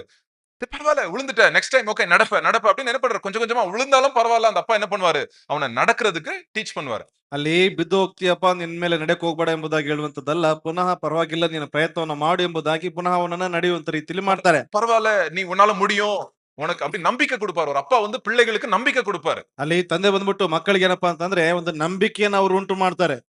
இதுதான் புது விசுவாசிகளுக்கு தேவை. ಇದೇ ಹೊಸ ವಿಶ್ವಾಸಿಗಳಿಗೆ ಬೇಕಾಗಿರ್ತಕ್ಕಂಥದ್ದು. ஏன்னா பிசாசு அந்த அளவுக்கு அவங்கள சோதிச்சிட்டு இருக்கான். ಯಾಕಂದ್ರೆ ಸೈತಾನ ಅಷ್ಟರ ಮಟ್ಟಿಗೆ ಅವರನ್ನು ಶೋಧಿಸ್ತಾನೆ. சோ எந்த அளவுக்கு நம்ம ஒரு தகப்பன் போல, ஒரு பிள்ளையை தேற்றுகிற ஒரு தாய் போல நம்ம புது விசுவாசிங்கிட்ட இருக்கணும் பாருங்க. ಅಲ್ಲಿ ಎಷ್ಟರ ಮಟ್ಟಿಗೆ ಒಂದು ತಂದೆಯ ರೀತಿಯಲ್ಲಿ, ತಾಯಿಯ ರೀತಿಯಲ್ಲಿ ನೂತನವಾಗಿ ಬರ್ತಕ್ಕಂಥ ವಿಶ್ವಾಸಿಗಳ ಬಳಿಯಲ್ಲಿ ಇರಬೇಕು ಎಂಬುದಾಗಿ ரொம்ப ரொம்ப முக்கியம். ತುಂಬಾ ಮುಖ್ಯ. அதே போல அந்த நம்ம இப்படி நம்ம செய்யும் போது ஆண்டவர் பயங்கரமா கிரியை செய்றார். ಈ ರೀತಿಯಾಗಿ ಮಾಡುವಾಗ ದೇವರು ಭಯಂಕರವಾಗಿ ಕಾರ್ಯಗಳನ್ನ ಮಾಡ್ತಾರೆ. எப்படி பண்ணாரு? இந்த அதிகாரத்துல பாருங்க, 2வது அதிகாரம் 13வது வசனம் பாருங்க, எப்படி கிரியை செய்றாரு? 2ನೇ ಅಧ್ಯಾಯದ 13ನೇ ವಚನದಲ್ಲಿ ಹೇಗೆ ಕ್ರಿಯೆಗಳನ್ನ ಮಾಡಲ್ಪಟ್ರು. ஆகையால் நீங்கள் தேவ வசனத்தை எங்களாலே கேள்விப்பட்டு ஏற்றுக்கொண்டபோது அதை மனுஷர் வசனமாக ஏற்றுக்கொள்ளாமல் தேவ வசனமாகவே ஏற்றுக்கொண்டதினாலே ம். நாங்கள் இடைவிடாமல் தேவனுக்கு ஸ்தோத்திரம் செலுத்துகிறோம். அது மெய்யாகவே தேவ வசனம்தான். விசுவாசிக்கிற உங்களுக்குள்ளே அது பலனும் செய்கிறது. பாருங்க, இப்போ பிரசங்கம் கேக்குறீங்க, இல்ல ஆண்டுடைய வசனத்தை நீங்க கேக்குறீங்க. ಅಲ್ಲಿ ಉಪದೇಶವನ್ನ ಅಥವಾ ದೇವರ ವಾಕ್ಯವನ್ನ ನೀವು ಕೇಳ್ತಾ ಇದ್ದೀರಿ. இப்ப 2 விதமா அந்த மெசேஜ் நம்ம அக்செப்ட் பண்ணலாம். சண்டே சர்வீஸ் வரீங்க, 2 விதமா அந்த மெசேஜ் அக்செப்ட் பண்ணலாம். ಅಲ್ಲಿ ಭಾನುವಾರ ಸಭೆಗೆ ಹೋಗ್ತಾ ಇದ್ರಿ, ಎರಡು ವಿಧವಾಗಿ ಒಂದು ಉಪದೇಶವನ್ನ ನೀವು ಅಂಗೀಕರಿಸಿಕೊಳ್ಳಬಹುದು. ஹியூமன் மெசேஜா, வேர்ட் ஆஃப் காடா? இது மனுஷன் பேசுற பேச்சா இல்லாட்டி ஆண்டவர வார்த்தையா அப்படின்னு ரெண்டு விதமா அதை நீங்க எடுத்துக்கலாம். ಅದು ಮನುಷ್ಯರ ವಾಕ್ಯನ ಅಥವಾ ದೇವರಿಂದ ಉಂಟಾದಂತ ವಾಕ್ಯನ ಎಂಬುದಾಗಿ ನೀವು ಅದನ್ನ ತಿಳಿದುಕೊಳ್ಳಬಹುದು. நம்ம எடுத்துக்கிற விதத்துல இருக்குங்க அது. ನಾವು ತೆಗೆದುಕೊಳ್ಳುವಂತ ವಿಧದಲ್ಲಿದೆ. ஐயா பாஸ்டர் சொல்றாரு, ಅಯ್ಯೋ ಪಾಸ್ಟರ್ ಹೇಳ್ತಾ ಇದ್ದಾರೆ, ஐயோ விடுப்பா பாஸ்டர் தானே சொல்றாரு, விடு பிரச்சனை இல்லை அப்படின்னு இந்த காதுல வாங்கிட்டு இந்த காதுல விட்டுட்டீங்கன்னா, ಅಯ್ಯೋ ಪಾಸ್ಟರ್ ತಾನು ಹೇಳ್ತಾ ಇರ್ತಕ್ಕಂಥದ್ದು ಎಂಬುದಾಗಿ ಈ ಕಿವಿಲ್ ಕೇಳಿಸ್ಕೊಂಡು ಈ ಕಿವಿಲ್ ಬಿಟ್ರಿ ಅಂದ್ರೆ அந்த வார்த்தை நம்ம வாழ்க்கையில கிரியை செய்யாதான். the word does not work. அது விசுவாசிக்கிறவங்களுடைய வார்த்தை, தேவனுடைய வார்த்தையை அக்செப்ட் பண்ணதுனாலதான் அந்த வார்த்தை என்ன பண்ணிச்சான், அவங்க இருதயங்களிலே கிரியை செஞ்சுச்சான். அப்படிதான் போட்டிருக்கு. ಅಲ್ಲಿ ಅದು ದೇವರ ವಾಕ್ಯ ಎಂಬುದಾಗಿ ಇಲ್ಲಿ ಅಂಗೀಕರಿಸಿಕೊಂಡ ಕಾರಣದಿಂದಾಗಿ ಅದು ಏನಪ್ಪಾ ಅಂತಂದ್ರೆ ನಮ್ಮ ಹೃದಯಗಳಲ್ಲಿ ಅದು ಕಾರ್ಯಗಳನ್ನು ಮಾಡುತ್ತಾ ಇದೆ ಎಂಬುದಾಗಿ. சோ அதனால நீங்க மெசேஜ் கேட்கும் போது தயவு செய்து நான் ஒரு காரியம் சொல்றேன். ಆ ಮೆಸೇಜ್ ಅನ್ನ ಕೇಳುವಂತ ಸಂದರ್ಭದಲ್ಲಿ ದಯವಿಟ್ಟು ನಾನು ಒಂದು ಕಾರ್ಯಗಳನ್ನ ಹೇಳ್ತೀನಿ. மெசேஜ் கொடுக்கிறவரை நீங்க பார்க்கணும், கண்டிப்பா அவருடைய சாட்சி முக்கியம். பட் அதுக்கு ரொம்ப முக்கியத்துவத்தை கொடுக்காதீங்க. ಅಲ್ಲಿ ಮೆಸೇಜ್ ಕೊಡುವಂತವರ ಸಾಕ್ಷಿ ಅದು ಮುಖ್ಯ, ಆದ್ರೆ ಅದಕ್ಕೆ ಬಹಳ ಮುಖ್ಯತ್ವವನ್ನು ಕೊಡಬೇಡಿ. நம்பர் 1 என்னதுன்னா அது ஆண்டவருடைய வார்த்தை. அது பைபிள்ல இருந்து சொல்றாங்க. அத வந்து நீங்க காதுல விழுறதுக்கு, உங்க இருதயத்துல விதைக்கப்படுறதுக்கு நீங்க சான்ஸ் கொடுங்க அதுக்கு. ಅದು ದೇವರ ವಾಕ್ಯ ನಿಮ್ಮ ಕಿವಿಗಳಲ್ಲಿ ಕೇಳಿಸಿಕೊಳ್ಳುವುದಕ್ಕೆ, ನಿಮ್ಮ ಹೃದಯದಲ್ಲಿ ಬೀಜ ಬಿತ್ತುವುದಕ್ಕೆ ಏನಪ್ಪಾ ಅಂತಂದ್ರೆ ಅವಕಾಶಗಳನ್ನ ಕೊಡ್ರಿ. நீங்க கொடுக்கும்போது, ನೀವು ಕೊಡುವಾಗ, ஐயோ இன்னைக்கு சண்டே போனேன், சர்ச்சுக்கு போனேன், ஆண்டவருடைய வசனம் என் இருதயத்துல விதைக்கப்பட்டிருக்குது அப்படி நம்ம விசுவாசத்தோட அதை அந்த வார்த்தையை நம்ம ஏற்றுக்கொள்ளும் போது அந்த வசனம் என்ன பண்ணுமா, கிரியை செய்யுமா. ಅಲ್ಲಿ ಇವತ್ತು ವಾರ ನಾನು ಸಭೆಗೆ ಹೋಗಲ್ಪಟ್ಟಿದೆ, ಒಂದು ವಾಕ್ಯ ನನ್ನಲ್ಲಿ ಬಿತ್ತಲ್ಪಟ್ಟಿದೆ ಎಂಬುದಾಗಿ ನಾವು ಒಪ್ಪಿಕೊಳ್ಳುವಾಗ ಅದರ ಮೂಲಕವಾಗಿ ಆ ವಾಕ್ಯ ನಮ್ಮಲ್ಲಿ ಕ್ರಿಯೆಯನ್ನ ಮಾಡುವಂತದ್ದಾಗಿದೆ. யாக்கோபு புஸ்தகத்துல இந்த ஒரு வசனம் எனக்கு ஞாபகம் வருது. ಯಾಕೋಬನ ಪತ್ರಿಕೆಯಲ್ಲಿ ಒಂದು ವಚನ ನೆನಪಿಗೆ ಬರ್ತದೆ.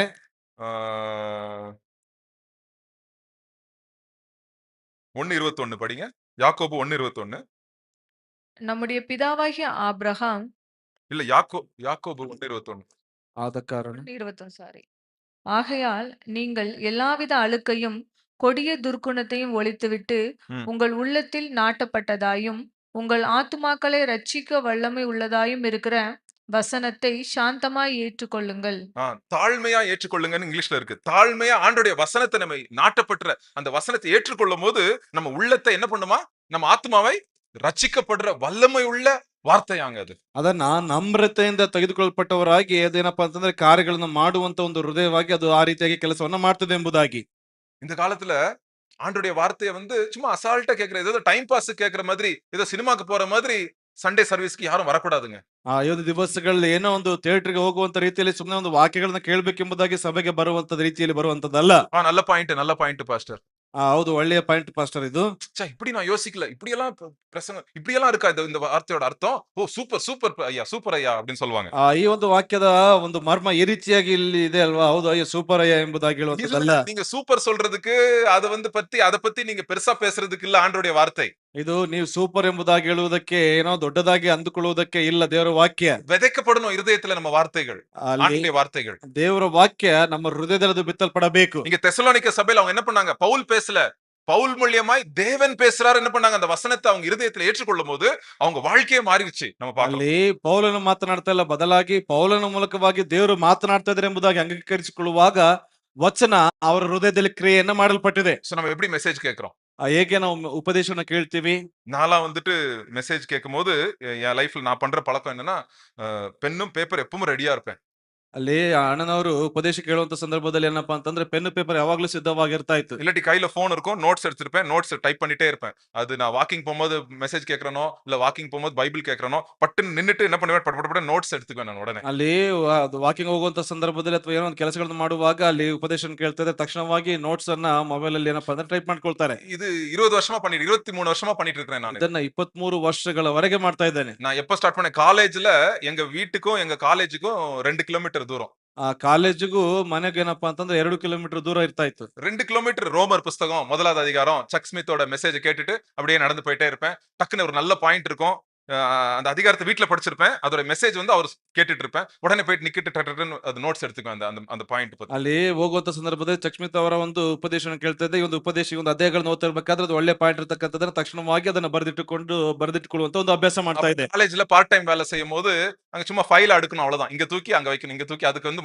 மைண்ட் மூளையை யூஸ் பண்ண தேவையில்ல அந்த வேலைக்கு. ಅಲ್ಲಿ ಏನಪ್ಪಾ ಅಂತಂದ್ರೆ ಕಾಲೇಜಿನ ದಿವಸಗಳಲ್ಲಿ ಪಾರ್ಟ್ ಟೈಮ್ ಕೆಲಸ ಮಾಡ್ತಾ ಇದ್ದೆ. ಫೈಲ್ ಅನ್ನು ಇಲ್ಲಿಂದ ತೆಗೆದುಕೊಂಡು ಹೋಗಿ ಅಲ್ಲಿ ಇಡಬೇಕಾಗಿತ್ತು. ಅದಕ್ಕೆ ಮೂಳೆಯ ಕೆಲಸವನ್ನು ಮಾಡ್ಬೇಕಾಗಿರ್ತಾ ಇರ್ಲಿಲ್ಲ. ಹಾಗಾಗಿ கை பலம் இருந்தா போதும், ಕೈ ಬಲ ಇದ್ರೆ ಸಾಕು. அது போட்டுட்டு ஹெட்போன் போட்டுட்டு வசனத்தை மெசேஜ் கேட்டுட்டே வந்து என்ன பண்ணுவேன், அது தூக்கி தூக்கி தூக்கி வைப்பேன். சோ என்ன ஆகுது, அந்த வார்த்தைகள் பாஸ்டர் சக் ஸ்மித் பேசல, ஏசப்பா எனக்கு என் வாழ்க்கையில பேசிட்டு இருக்கிறார், இருதயத்துல விதைச்சிட்டு இருக்கிறார் ஆண்டவர். ಅಲ್ಲಿ ಚಕ್ ಸ್ಮಿತ್ ಮಾತನಾಡ್ತಾ ಇಲ್ಲ, ಯೇಸು ಕ್ರಿಸ್ತನು ಚಕ್ ಸ್ಮಿತ್ ಅವರ ಮೂಲಕವಾಗಿ ನನ್ನ ಜೀವಿತಕ್ಕೆ ಆತನು ಮಾತನಾಡ್ತಾ ಇದ್ದಾನೆ. சோ ரொம்ப ரொம்ப முக்கியங்க, ತುಂಬಾ ಮುಖ್ಯವಾಗಿರ್ತಕ್ಕಂಥದ್ದು. ஓகே. 3வது அதிகாரம் ஆல்ரெடி நான் சொல்லிட்டேன், ஆல்ரெடி ஸ்டார்டிங்லயே நான் சொல்லிட்டேன். 3வது அதிகாரத்துல எப்படி பவுல் பயப்படுறாரு, சோதனைக்காரன் வந்து சோதிச்சிருவான் அப்படின்ட்டு. அடுத்த பாயிண்ட், அத வந்து எப்படி வந்து அத வந்து திமோத்தி வந்து என்ன சொல்றாரு, நல்லா இருக்கு, இந்த சர்ச் நல்லா வளர்ந்துட்டு இருக்கு, அன்பிலையும் விசுவாசத்திலையும் வளர்றாங்கன்னு சொன்னவனே ரொம்ப சந்தோஷப்படுறாரு பவுல். ಅಲ್ಲಿ ಆತನಿಗೆ ಇದ್ದಂತ ಒಂದು ಭಯದಲ್ಲಿ ಕೂಡ ಏನಪ್ಪಾ ಅಂತಂದ್ರೆ ತಿಮೋತಿ ಆತನಿಗೆ ಒಂದು ಪ್ರತಿದಿನವನ್ನ ಅಲ್ಲಿ ಯಾವ ಏನಪ್ಪಾ ಅಂತಂದ್ರೆ ನಂಬಿಕೆಯಲ್ಲಿ ಪ್ರೀತಿಯ ಉತ್ತಮ ರೀತಿಯಲ್ಲಿ ಅವರು ಬೆಳೀತಾ ಇದ್ದಾರೆ ಎಂಬುದಾಗಿ ಹೇಳುವಾಗ ಬಹಳ ಸಂತೋಷವುಳ್ಳವನಾಗಿ ಕಾಣಿಸಿಕೊಳ್ತಾ ಇದ್ದಾನೆ ಅಪೊಸ್ತಲನ್ ಅಂತ ಪೌಲ. சரி, 4வது அதிகாரத்துக்கு வருவோம். 4ನೇ ಅಧ್ಯಾಯಕ್ಕೆ ಬರೋಣ. ரொம்ப ஒரு முக்கியமான ஒரு டாபிக் பத்தி பேச போறேன். ತುಂಬಾ ಮುಖ್ಯವಾಗಿರ್ತಕ್ಕಂಥ ಒಂದು ಟಾಪಿಕ್, பரிசுத்தம். ಪರಿಶುದ್ಧತೆ. அசுத்தம் பரிசுத்தம். ಅಶುದ್ಧ ಪರಿಶುದ್ಧ. இன்னைக்கு யூத் மீட்டிங் பாய்ஸுக்கும் இதான் எடுத்தேன் நான். ಇವತ್ತಿಗೆ ಯೌವನಸ್ಥರಿಗೆ ಇದೇ ಒಂದು ಅಂಶವನ್ನು ತೆಗೆದುಕೊಂಡೆ.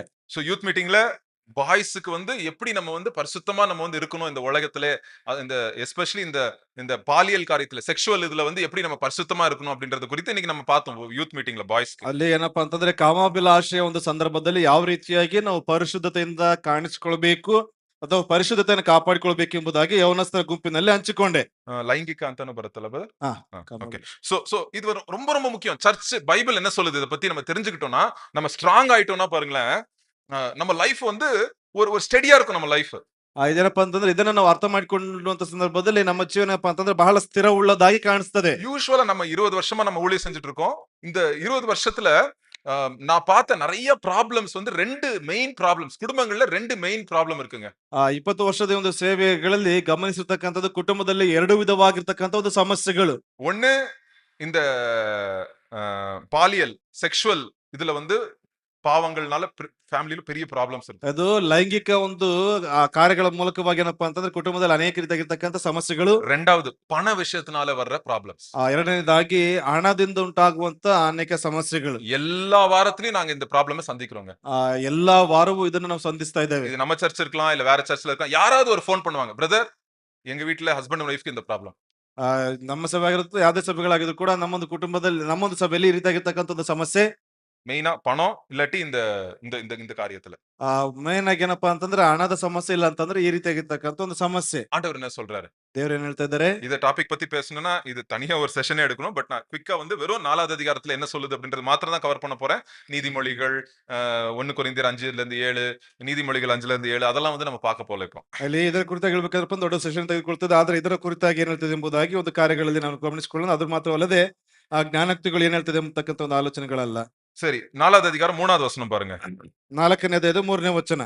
நீங்கள் பரிசுத்தம் உள்ளவர்கள் ஆக வேண்டும் என்பதே தேவனுடைய சித்தமாய் இருக்கிறது. அந்தபடி நீங்கள் வேசி மார்க்கத்துக்கு விலகி இருந்து. அப்புறம் 7வது வசனம் படிங்க. தேவன் நம்மை அசுத்தத்திற்கு அல்ல பரிசுத்தத்திற்கே அழைத்திருக்கிறார். சரி. சோ ஆண்டவருடைய சித்தம் என்னது? ஆண்டவருடைய சித்தம், ஆண்டவருடைய அழைப்பு. ஆண்டவர் எது நம்மளுக்கு அழைத்திருக்கிறாரு, ஆண்டவருடைய சித்தம் என்ன, ஆண்டவருடைய அழைப்பு என்ன? ಅಲ್ಲಿ ದೇವರ ಕರೆಯುವಿಕೆ ಏನು ಮತ್ತು ದೇವರು ಯಾವ ಕಾರಣಕ್ಕಾಗಿ ನಮ್ಮನ್ನು ಕರೆಯಲ್ಪಟ್ಟಿದ್ದಾರೆ. ಇಲ್ಲ ಫಸ್ಟ್ ದೇವರ ಚಿತ್ತ. 3ನೇ ವಚನ ಬಂದು ದೇವರ ಚಿತ್ತ, 7ನೇ ವಚನ ಬಂದು ದೇವರ ಕರೆಯುವಿಕೆ. ಅಲ್ಲಿ ದೇವರ ಚಿತ್ತ 3ನೇ ವಚನದಲ್ಲಿ ದೇವರ ಚಿತ್ತ, 7ನೇ ವಚನದಲ್ಲಿ ದೇವರ ಕರೆಯುವಿಕೆ. பரிசுத்தமா இருங்க. ಪರಿಶುದ್ಧವಾಗಿರು. உன் சரீரத்தை பரிசுத்தமா வச்சுக்குங்க. ನಿನ್ನ ಶರೀರವನ್ನ ಪರಿಶುದ್ಧವಾಗಿ ಇಟ್ಟುಕೋ. ஏன்னா இது ஆண்டவர் வாசம் செய்யற இடம். ಇದು ದೇವರು ವಾಸಿಸುವಂತ ಒಂದು ಸ್ಥಳ. எந்த பாவம் செஞ்சாலும் சரீரத்துக்கு வெளியவாம். ஆனா இந்த பாவம் மட்டும் சரீரத்துக்கு மேலேயே நம்ம செய்யற பாவமாங்க. ಇದು ಏನಪ್ಪಾ ಅಂತಂದ್ರೆ ಈ ಒಂದು ಕಾರ್ಯ ಶರೀರದ ಬಾಹ್ಯವಾಗಿ ಮಾಡಲ್ಪಡುವಂತ ಒಂದು ಪಾಪ. 4வது வசனம் பாருங்க. 4ನೇ ವಚನ ಗಮನಿಸ್ರಿ. தேவனை அறியாத அஞ்ஞானிகளைப் போல மோக இச்சைக்கு உட்படாமல் அடுத்தது உங்களில் அவனவன் தன் தன் சரீர பாண்டத்தை பரிசுத்தமாயும் கனமாயும் ஆண்டு கொள்ளும்படி அறிந்து. பாருங்க, இங்க வந்து தேவனை அறியாதவங்க என்ன பண்ணுவாங்களாம், உடம்ப வந்து ஒரு ஒரு பொருள் போல யூஸ் பண்ணுவாங்க. நாய் யூஸ் பண்ணாலும் உடம்ப அப்படி யூஸ் பண்ணுவாங்க, பொருள் போல யூஸ் பண்ணுவாங்க உடம்ப. ಅಲ್ಲಿ ದೇವರನ್ನ ಅರಿಯತಕ್ಕಂತ ಅನ್ಯ ಜನಗಳು ಏನ್ ಮಾಡ್ತಾರೆ ಅಂತಂದ್ರೆ ಕಾಮಾಭಿಲಾಷೆಗೆ ಒಳಪಡುವಂತವರಾಗಿ ಕಾಣಿಸ್ಕೊಳ್ತಾರೆ. ಹೇಗ್ ಬೇಕಾದ್ರೆ ಅದನ್ನ ತಮ್ಮ ಒಂದು ಶರೀರನ ಉಪಯೋಗಿಸ್ತಾರೆ. நீதிமொழிகள்ல நம்ம நிறைய பாக்குறோம் இந்த வசனம்.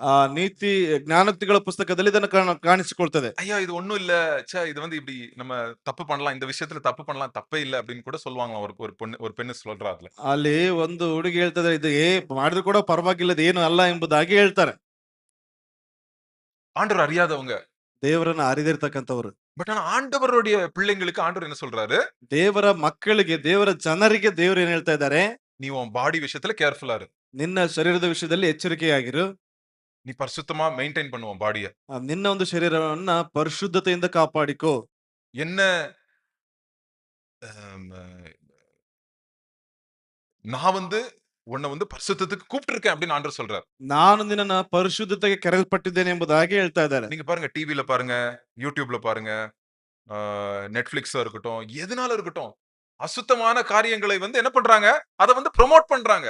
அதை வந்து லைக் சாதாரணமா ಆಕಿட்டாங்க இப்ப இந்த உலகத்துல. ಈ ಲೋಕದಲ್ಲಿ ಏನಪ್ಪಾ ಅಂತಂದ್ರೆ ಟಿವಿ ಆಗಿರ್ಬೋದು, ಯೂಟ್ಯೂಬ್ ಆಗಿರ್ಬೋದು, ಅಥವಾ ನೆಟ್ಫ್ಲಿಕ್ಸ್ ಇತರ ಯಾವುದೇ ವಿಷಯಗಳಾಗಿರ್ಬೋದು, ಏನಪ್ಪಾ ಅಂತಂದ್ರೆ ಅಶುದ್ಧತೆಯನ್ನು ಏನಪ್ಪಾ ಅಂತಂದ್ರೆ ಒಂದು ರೀತಿಯಾಗಿ ಬಿತ್ತರಿಸಲ್ಪಡ್ತಾ ಇದ್ದಾರೆ. அத பெருமையா பேசிக்கிறாங்க. ಅದನ್ನ ದೊಡ್ಡದಾಗಿ ಮಾತನಾಡ್ಕೊಳ್ತಾ ಇದ್ದಾರೆ. அத வந்து சொல்றாங்க, நாங்க மாடர்ன் வேர்ல்ட், நாங்க இது மாடர்ன் ஆயிட்டோம் அப்படின்னு சொல்றாங்க. ಅದನ್ನೇನಪ್ಪಾ ಅಂತಂದ್ರೆ ನಾವು ಮಾಡರ್ನ್ ಆಗಿ ಇರಲ್ಪಟ್ಟಿದ್ದೇವೆ. பைபிள் எல்லாம் பழைய காலத்து புக்குங்க.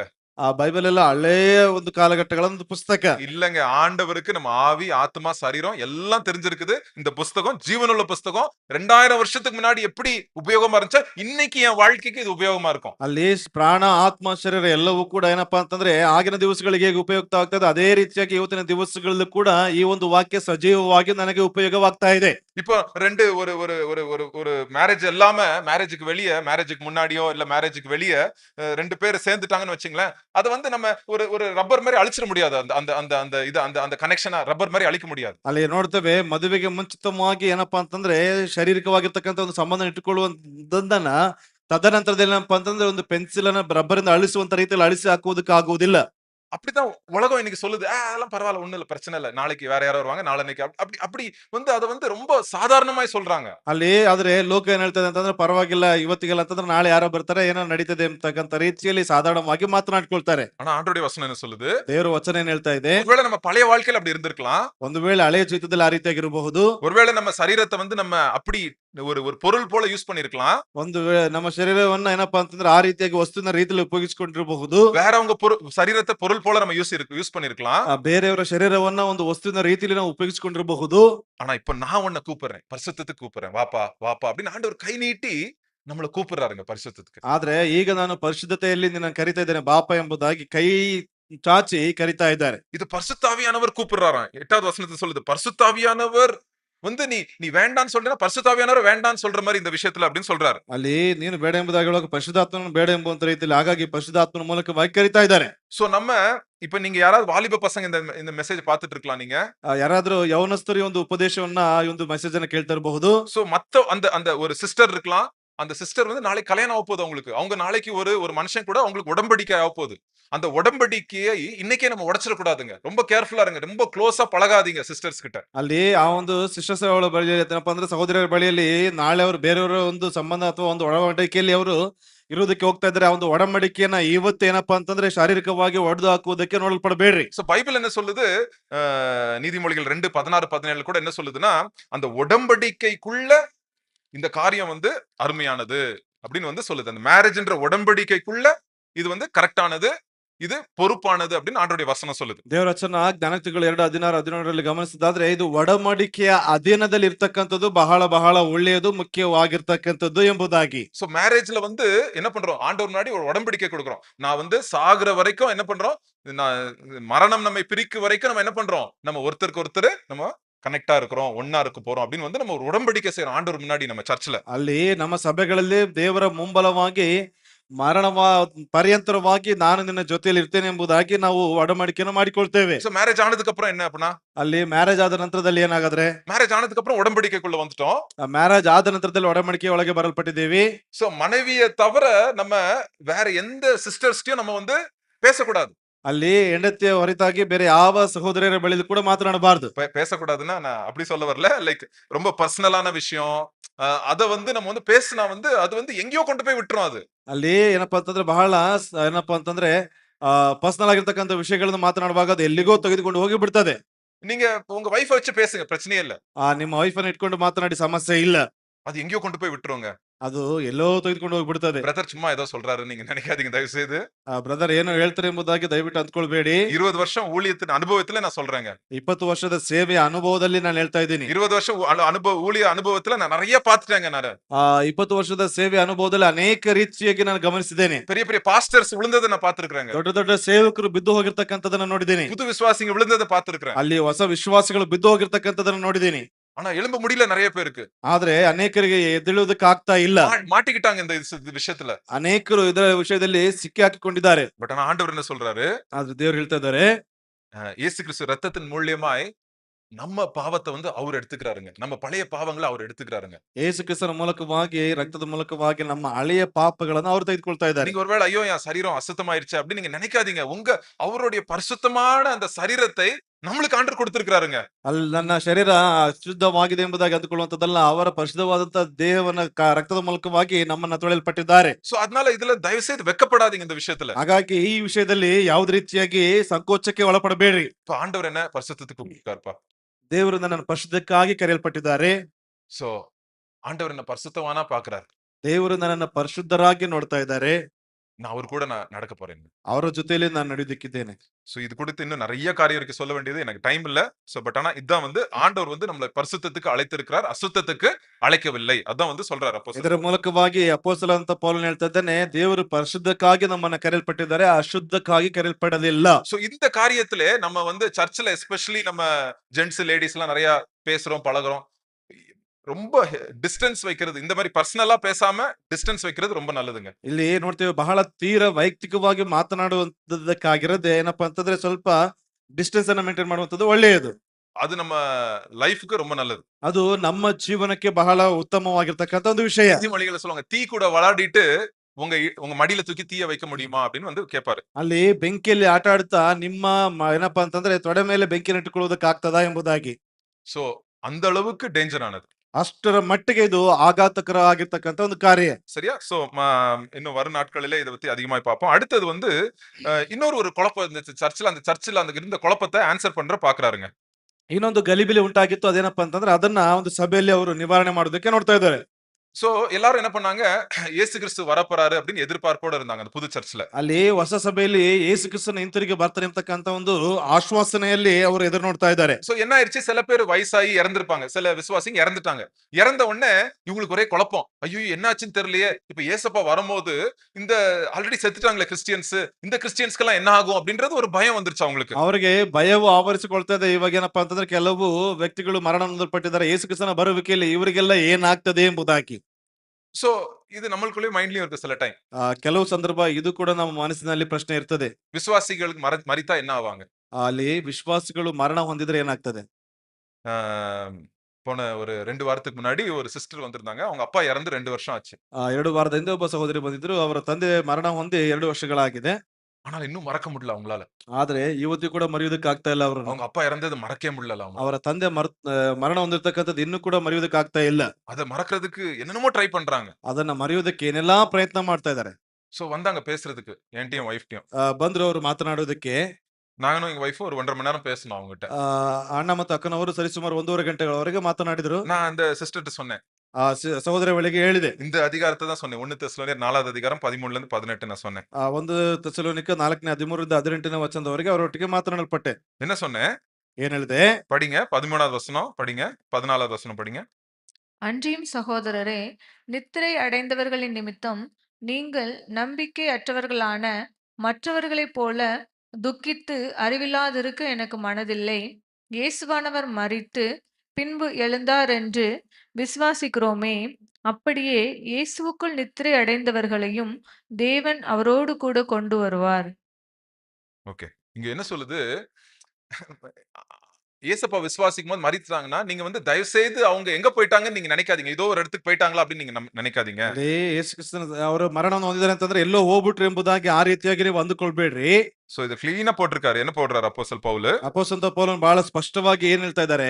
இப்ப ஒருத்தர் கிறிஸ்துவுக்குள்ள மரித்தாங்கன்னா இங்க கண்ணை மூடினா யார்கிட்ட நம்ம திறப்போம்? ஆண்டவருடைய சந்நிதியில நம்ம கண்கள் திறக்கும். ಅಲ್ಲಿ ಈಗ ಅವರು ಕಣ್ಣನ್ನು ಮುಚ್ಚಿದ್ರೆ ಅವರು ದೇವರ ಸಮ್ಮುಖದಲ್ಲಿ ಕಣ್ಣನ್ನ ತೆರೆಯಲ್ಪಡ್ತಾರೆ. சோ 2வது வருகை, ஆண்டவருடைய வருகை வரும்போது யார் கூட வருவாங்க? யார் கூட வருவா? அந்த மரித்தாங்கல்ல, இயேசு கிறிஸ்துக்குள்ள மரித்தாங்கல்ல, அவங்க ஏசப்பா கூட வருவாங்க.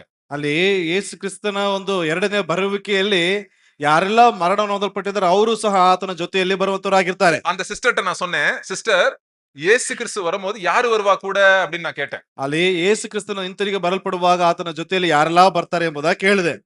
அப்ப அவங்க சொன்னாங்க, ஆமா எங்க அப்பாவும் வருவாங்க அப்படின்னு சொன்னாங்க. ಹೌದು, ನನ್ನ ತಂದೆಯೂ ಬರ್ತಾರೆ ಎಂಬುದಾಗಿ. அவங்க மூஞ்சில அப்படியே ஒரு ஒரு ஒரு சந்தோஷம் வந்துருச்சு. ಅವರ ಮುಖದಲ್ಲಿ ಒಂದು ದೊಡ್ಡ ಸಂತೋಷ ಕಾಣಲ್ಪಡ್ತು. அதான் இங்க சொல்றாரு 13வது வசனத்துல, நம்பிக்கை இல்லாத மாதிரி அழாதீங்க, அவங்க அழுதுட்டே இருந்தாங்க 2 வருஷம். நம்பிக்கை இல்லாம அழுதுட்டு இருக்காங்க அவங்க 2 வருஷம். ಅಲ್ಲಿ 2 ವರ್ಷ ನಿರೀಕ್ಷೆ ಇಲ್ಲದವರ ರೀತಿಯಲ್ಲಿ ಅವ್ರು ಏನ್ ಮಾಡ್ತಾ ಇದಾರಪ್ಪ ಅಂದ್ರೆ ಅಳ್ತಾ ಇದ್ದಾರೆ. ச்சே, அப்பா என்ன விட்டு போயிட்டாங்களே. ಅಯ್ಯೋ ನನ್ನ ತಂದೆ ಬಿಟ್ಟು ಹೋದ್ರಲ್ಲ. ஐயோ, என்ன விட்டு இவங்க போயிட்டாங்களே, எங்க இருக்காங்கன்னு தெரியலையே. அப்பா இல்ல இருந்தா நல்லா டெய்லி ஃபோன் பேசுவேனே, இப்ப பேச முடியலையே. ಅಯ್ಯೋ ಅಪ್ಪ ಇಲ್ವಲ್ಲ, ಎಲ್ಲೋದ್ರು ಗೊತ್ತಿಲ್ಲ. ಇವಾಗ ಅವ್ರು ಇದ್ದಿದ್ರಪ್ಪ ಅಂದ್ರೆ ಪ್ರತಿನಿತ್ಯ ಅವರ ಫೋನ್ ಮೂಲಕವಾಗಿ ಮಾತನಾಡ್ತಾ ಇದ್ದಲ್ಲೇ. ஆனா வசனம் என்ன சொல்லுது? ಆದ್ರೆ ವಚನ ಏನ್ ಹೇಳ್ತಾ ಇದೆ? ஆண்டவர் வரும்போது கூட யார் வருவார்களாம்? ஆண்டவருக்குள்ள மரித்தவர்களும் உயிர்த்தெழுந்து வருவாங்களாங்க. ಅಲ್ಲಿ ಯೇಸು ಅಲ್ಲಿ ಮರಣವನ್ನು ಹೊಂದಿದಂತವರು ಕೂಡ ಕರ್ತನ ಬರುವಿಕೆಯಲ್ಲಿ ಅವರು ಜೊತೆಯಲ್ಲಿ ಬರುವಂತವರಾಗಿರ್ತಾರೆ. So, மேல இருந்து யாரெல்லாம் வரா? ಮೇಲಿಂದ ಯಾರೆಲ್ಲ ಬರ್ತಾರೆ? ஏசப்பா வராங்க. கூட யார் வரா? ಯೇಸು ಬರ್ತಾರೆ. ಯೇಸುವಿನ ಜೊತೆಯಲ್ಲಿ கிறிஸ்துக்குள்ள மரித்தவங்க வராங்க. ಕ್ರಿಸ್ತನ ಜೊತೆಯಲ್ಲಿ ಮರಣ ಹೊಂದಿರತಕ್ಕಂಥವ್ರು ಬರ್ತಾರೆ. கீழ யார் இருக்கிறோம்? நம்ம இருக்கிறோம். ஒருவேளை ஆண்டவருடைய வருகையில நம்ம இருந்தோம்னா நம்மளும் வந்து என்ன பண்ண போறோம்? புதிய சரீரத்தோட ஆண்டவர் கூட நம்ம சேர போறோம். ಒಂದು ವೇಳೆ ನಾವು ಇರುವಂತ ಸಂದರ್ಭದಲ್ಲಿ ಕ್ರಿಸ್ತನ ಜೊತೆಯಲ್ಲಿ ನೂತನ ಶರೀರವನ್ನು ಹೊಂದಿಕೊಂಡು ಕ್ರಿಸ್ತನೊಟ್ಟಿಗೆ ನಾವು ಹೋಗಲ್ಪಡ್ತೇವೆ. இதை நம்ம அப்பப்ப சொல்லணும். எல்லாரும் என்கரேஜ் பண்ணுமா? 17 18வது வசனம் படிங்க. 4வது அதிகாரம் 17 18. பின்பு உயிரோடிருக்கும் நாமும் கர்த்தருக்கு எதிர்கொண்டு போக மேகங்கள் மேல் அவர்களோடு கூட ஆகாயத்தில் எடுத்துக்கொள்ளப்பட்டு இவ்விதமாய் எப்பொழுதும் கர்த்தருடனே கூட இருப்போம். ஆமென். எப்பொழுதும் கர்த்தரோட கூட இருப்போம். ஆகையால் ஆகையால் இந்த வார்த்தைகளினாலே இந்த வார்த்தைகள்னாலே நீங்கள் ஒருவரை ஒருவர் தேற்றுங்கள். தேற்றுங்க. நீங்க தயவு செய்து யார்ட்டையாவது இந்த இந்த வார்த்தையை சொல்லி யாரையாவது என்கரேஜ் பண்ணிருக்கீங்களா இல்லையா?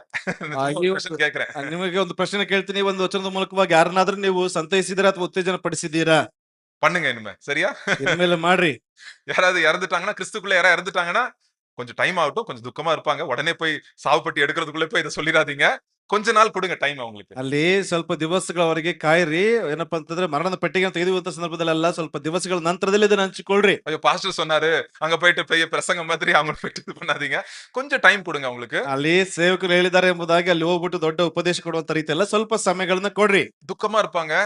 ದುಃಖವಾಗಿರ್ತಾರೆ. ஆனா சொல்லுங்க, நம்பிக்கையோட ஒரு துக்கங்க. ஆದ್ರೆ- நம்பிக்கை கலந்த ஒரு துக்கம். ಅಲ್ಲಿ ನಂಬಿಕೆ ಏನಪ್ಪಾ ಅಂದ್ರೆ ದುಃಖವು ಪರಿಹಾರಗೊಂಡಲ್ಪಟ್ಟಿರ್ತಕ್ಕಂಥ ಒಂದು ನಂಬಿಕೆ. சோ அப்ப என்ன சொல்லுங்க, ஒரு நாள் ஏசப்பா வரும்போது நம்மளும் சேர்ப்போம். நம்ம எல்லாரும் வந்து என்ன பண்ணுவோம்? we will always be with all. எல்லாரும் ஆண்டவர் கூட இருக்க போறோம்.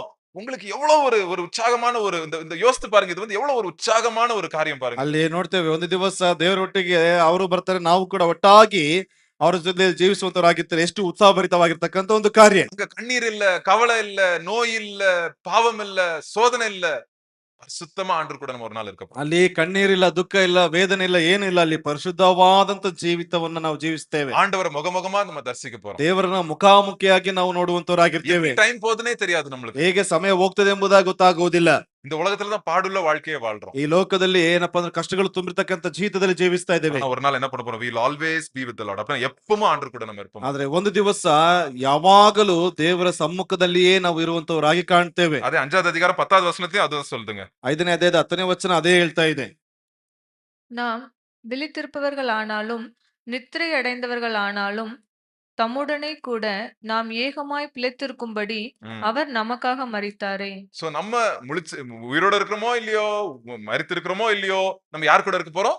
ஆண்டவர் கூட we live together with the Lord அப்படின்னு சொல்லுதுங்க. ಅಲ್ಲಿ ನಾವು ಎಚ್ಚರವಾಗಿದ್ರು ಸರಿ, ನಿದ್ರೆಯಲ್ಲಿದ್ದೀಯೂ ಸರಿ, ನಮ್ಮ ಜೊತೆಲಿರುವುದಕ್ಕಾಗಿಯೇ ಜೀವಿಸಬೇಕೆಂದು ಆತ ನಮಗೋಸ್ಕರ ಏನಪ್ಪಾ ಅಂತಂದ್ರೆ ಇರ್ತಾ ಇದ್ದಾರೆ. அடுத்த வசனம் பாருங்க. திருப்பி அதே தான் சொல்லுது. என்ன சொல்லுது? இதை சொல்லி நீங்க என்ன பண்ணுங்க? ஒருத்தரை என்ன பண்ணுங்க? உற்சாகப்படுத்துங்க அப்படின்னு சொல்லுது. ಹಾಗಾಗಿ ಪುನಃ ಮತ್ತೆ ಅದರ ಮುಂದಿನ ವಚನ ಹೇಳ್ತದೆ, ಆದ್ದರಿಂದ ನೀವು ಈ ರೀತಿಯಾಗಿ ಒಬ್ಬರನ್ನೊಬ್ಬರು ಏನ್ ಮಾಡ್ರಿ, ನೀವು ಸಂತೈಸಿಕೊಳ್ಳುತ್ತಾ ಬರ್ರಿ. இப்ப ஆண்டவர் எப்போ வருவாரு? அடுத்த பாயிண்ட், ஆண்டவர் எப்போ வருவாருன்னு ஒரு கேள்வி இருக்கலாம் உங்களுக்கு. ಆಗ ಇದರ ಮೂಲಕವಾಗಿ ಏನಪ್ಪಾ ಅಂತಂದ್ರೆ ಒಂದು ಪ್ರಶ್ನೆ, ದೇವರು ಯಾವಾಗ ಬರ್ತಾರೆ? இது நிறைய பேர் ட்ரை பண்ணிருக்காங்க. ಅನೇಕರು ಪ್ರಯತ್ನವನ್ನು ಮಾಡಿದ್ದಾರೆ. அவர் சொன்ன 1986ல வரும்னு ஒரு பாஸ்டர் சொன்னாரு. 1986ರಲ್ಲಿ ಬರ್ತಾರೆ ಎಂಬುದಾಗಿ ಹೇಳಿದ್ರು. ஆக்சுவலா உங்களுக்கு தெரியுமா, போன வருஷம் செப்டம்பர் 20ஆம் தேதி 2025 செப்டம்பர் 20ஆம் தேதி வரும்னு சொல்லியிருந்தாங்க தெரியுமா? ஒரு பாஸ்டர் சொல்லியிருந்தாரு. ಅಲ್ಲಿ 2025 ಸೆಪ್ಟೆಂಬರ್ ದಿನಾಂಕದಂದು ಏನಪ್ಪಾ ಅಂದ್ರೆ ಬರ್ತಾರೆ ಎಂಬುದಾಗಿ ಒಬ್ಬ ಸೇವಕರು ಹೇಳಿದ್ರು. இன்னும் வேடிக்கை என்னன்னா, சில பேரு ஆண்டவர் இந்த டேட்டுக்கு வரப்போறாரு, வேலைக்கே போவாதீங்க, சொத்தெல்லாம் வித்துருங்க, ஜாலியா இருங்க, ஆண்டவர் வரப்போறாரு, அது வரைக்கும் காசெல்லாம் செலவு பண்ணிருங்க அப்படின்னு கூட சொல்லியிருக்காங்க. ಕೆಲವರು ಹೇಳ್ತಾ ಇದ್ದಾರೆ, ಈ ದಿನಾಂಕದಂದು ಯೇಸು ಕ್ರಿಸ್ತನು ಬರ್ತಾನೆ, ಹಾಗಾಗಿ ನಿಮ್ಮ ಸ್ವಂತ ಆಗಿರ್ಬೋದು ಅಥವಾ ನಿಮ್ಮ ಎಲ್ಲ ಕಾರ್ಯಗಳನ್ನ ಏನಪ್ಪಾ ಅಂದ್ರೆ ಮಾರಿಬಿಟ್ಟು ಸಂತೋಷವಾಗಿ ನೀವು ಇರ್ರಿ ಎಂಬುದಾಗಿ. சில பேர் என்ன சொல்லியிருக்காங்க, உங்க சொத்தெல்லாம் சர்ச்சுக்கு எழுதி கொடுத்துருங்க, ஏன்னா ஆண்டவர் வரப்போறாரு, நம்ம எதுக்கு யாருக்கும் தேவையில்ல அப்படின்னு கூட சொல்லியிருக்காங்க நிறைய பேர். ಅಲ್ಲಿ ನಿಮ್ಮ ಒಂದು ಸ್ವತ್ತನ್ನೆಲ್ಲ ಏನಪ್ಪಾ ಅಂದ್ರೆ ಸಭೆಗೆ ಬರೆದು ಕೊಡ್ರಿ, ಯಾಕಂದ್ರಪ್ಪ ಅಂದ್ರೆ ದೇವರು ಬರೋದಕ್ಕಿದ್ದಾರೆ, ಅದು ಯಾರಿಗೂ ಬೇಕಾಗಿಲ್ಲ அது ಎಂಬುದಾಗಿ. இன்னும் கொஞ்ச நேரத்துல, இன்னொரு 15 மினிட்ஸ்ல சொல்றேன். ஏன்னா இதனால என்ன ஆயிருச்சு, சில பேர் வேலைக்கே போகாம இருந்தாங்களாம். ஒரு 2 தெசலோனியர் 3வது அதிகாரத்துல போட்டிருக்கு. வேலைக்கே போலையாம் எல்லாரும். வேலையில போறது நிறுத்திட்டாங்களாம். ಹಾಗಾಗಿ ಇದರ ಮೂಲಕವಾಗಿ ಕೆಲವು ಸಹೋದರ ಏನಪ್ಪಾ ಅಂತಂದ್ರೆ ಕೆಲಸಕ್ಕೆ ಹೋಗುವುದನ್ನೇ ನಿಲ್ಲಿಸಿ ಬಿಡಲ್ಪಟ್ಟಿದ್ದಾರೆ, சோம்பேறி ஆயிட்டாங்க. ಸೋಮಾರಿಯಾಗಿದ್ದಾರೆ. அதான் ஆண்டவர் வரப்போறாரே.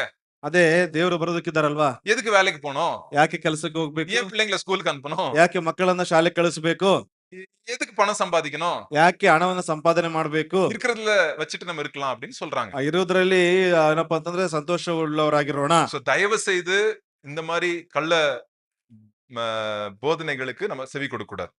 ದಯವಿಟ್ಟು ಈ ರೀತಿಯಾಗಿರ್ತಕ್ಕಂಥ ತಪ್ಪಾದಂತ ಬೋಧನೆಗಳಿಗೆ ನಾವು ಕಿವಿಗಳನ್ನ ಕೊಡಬಾರದು. இத பத்தி நான் பேரோட எந்தெந்த பாஸ்டர் எந்தெந்த டேட் சொன்னாரு அப்படின்றத வந்து நான் ஒரு பெரிய பட்டியே நான் வந்து உங்களுக்கு வேணா கொடுக்க முடியும். பட் அது வந்து இப்போ டைம் இல்ல நம்மளுக்கு அதுக்கெல்லாம். ಅಲ್ಲಿ ಯಾವ್ಯಾವ ದಿನಾಂಕ ಯಾವ್ಯಾವ ಸೇವಕರು ಏನಂತ ಹೇಳಿದ್ರು ಎಂಬುದಾಗಿ ದೊಡ್ಡ ಪಟ್ಟಿಯನ್ನು ಕೊಡುವುದಕ್ಕಾಗ್ತದೆ, ಆದ್ರೆ ಈಗ ಸಮಯ ಇಲ್ಲ ಅದರ ಕುರಿತಾಗಿ. ஆண்டவருடைய வருகை எப்படி இருக்கும்? ದೇವರ ಒಂದು ಬರುವಿಕೆ ಯಾವ ರೀತಿಯಾಗಿರ್ತದೆ? 2வது வசனம் 4வது வசனம் பாருங்க. 5வது அதிகாரம் 2வது வசனம் 4வது வசனம். 5ನೇ ಅಧ್ಯಾಯ 2 ಮತ್ತು 4ನೇ ವಚನ. இரவிலே திருடன் வருகிற விதமாய் ஆ. கர்த்தருடைய நாள் வருமென்று நீங்கள் நன்றாய் அறிந்திருக்கிறீர்கள். 4வது வசனம். சகோதரரே, அந்த நாள் திருடனைப் போல உங்களை பிடித்துக் கொள்ளத்தக்கதாக நீங்கள் அந்தகாரத்தில் இருக்கிறவர்கள் அல்லவே. பாருங்க எப்படி வரும்? அது எப்படி வரும்? திருடன் போன் பண்ணிட்டு நாங்க வந்து சண்டே நைட்டு உங்க வீட்டுக்கு வந்து திருட போறோம் அப்படின்னு சொல்லுவானா? எந்த திருடனாவது?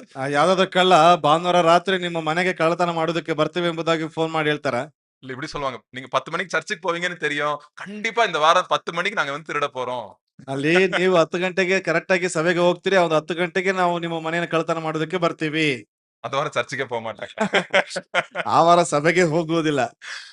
திருடனை போல ஆண்டவருடைய வருகை இருக்கும். ಕಳ್ಳನ ರೀತಿಯಲ್ಲಿ ದೇವರ ಒಂದು ಬರುವಿಕೆ எப்போனே தெரியாது, ಯಾವಾಗ ಎಂಬುದಾಗಿ ಗೊತ್ತಿಲ್ಲ. நம்ம எச்சரிக்கையா இருக்கணும். ನಾವು ಎಚ್ಚರಿಕೆಯಿಂದ ಇರಲ್ಪಡಬೇಕು. 2 காரியம் நான் எப்பவுமே சொல்வேன். ஆண்டவருடைய வருகை பத்தி யாரா பேசுறாங்கன்னா 2 காரியம்.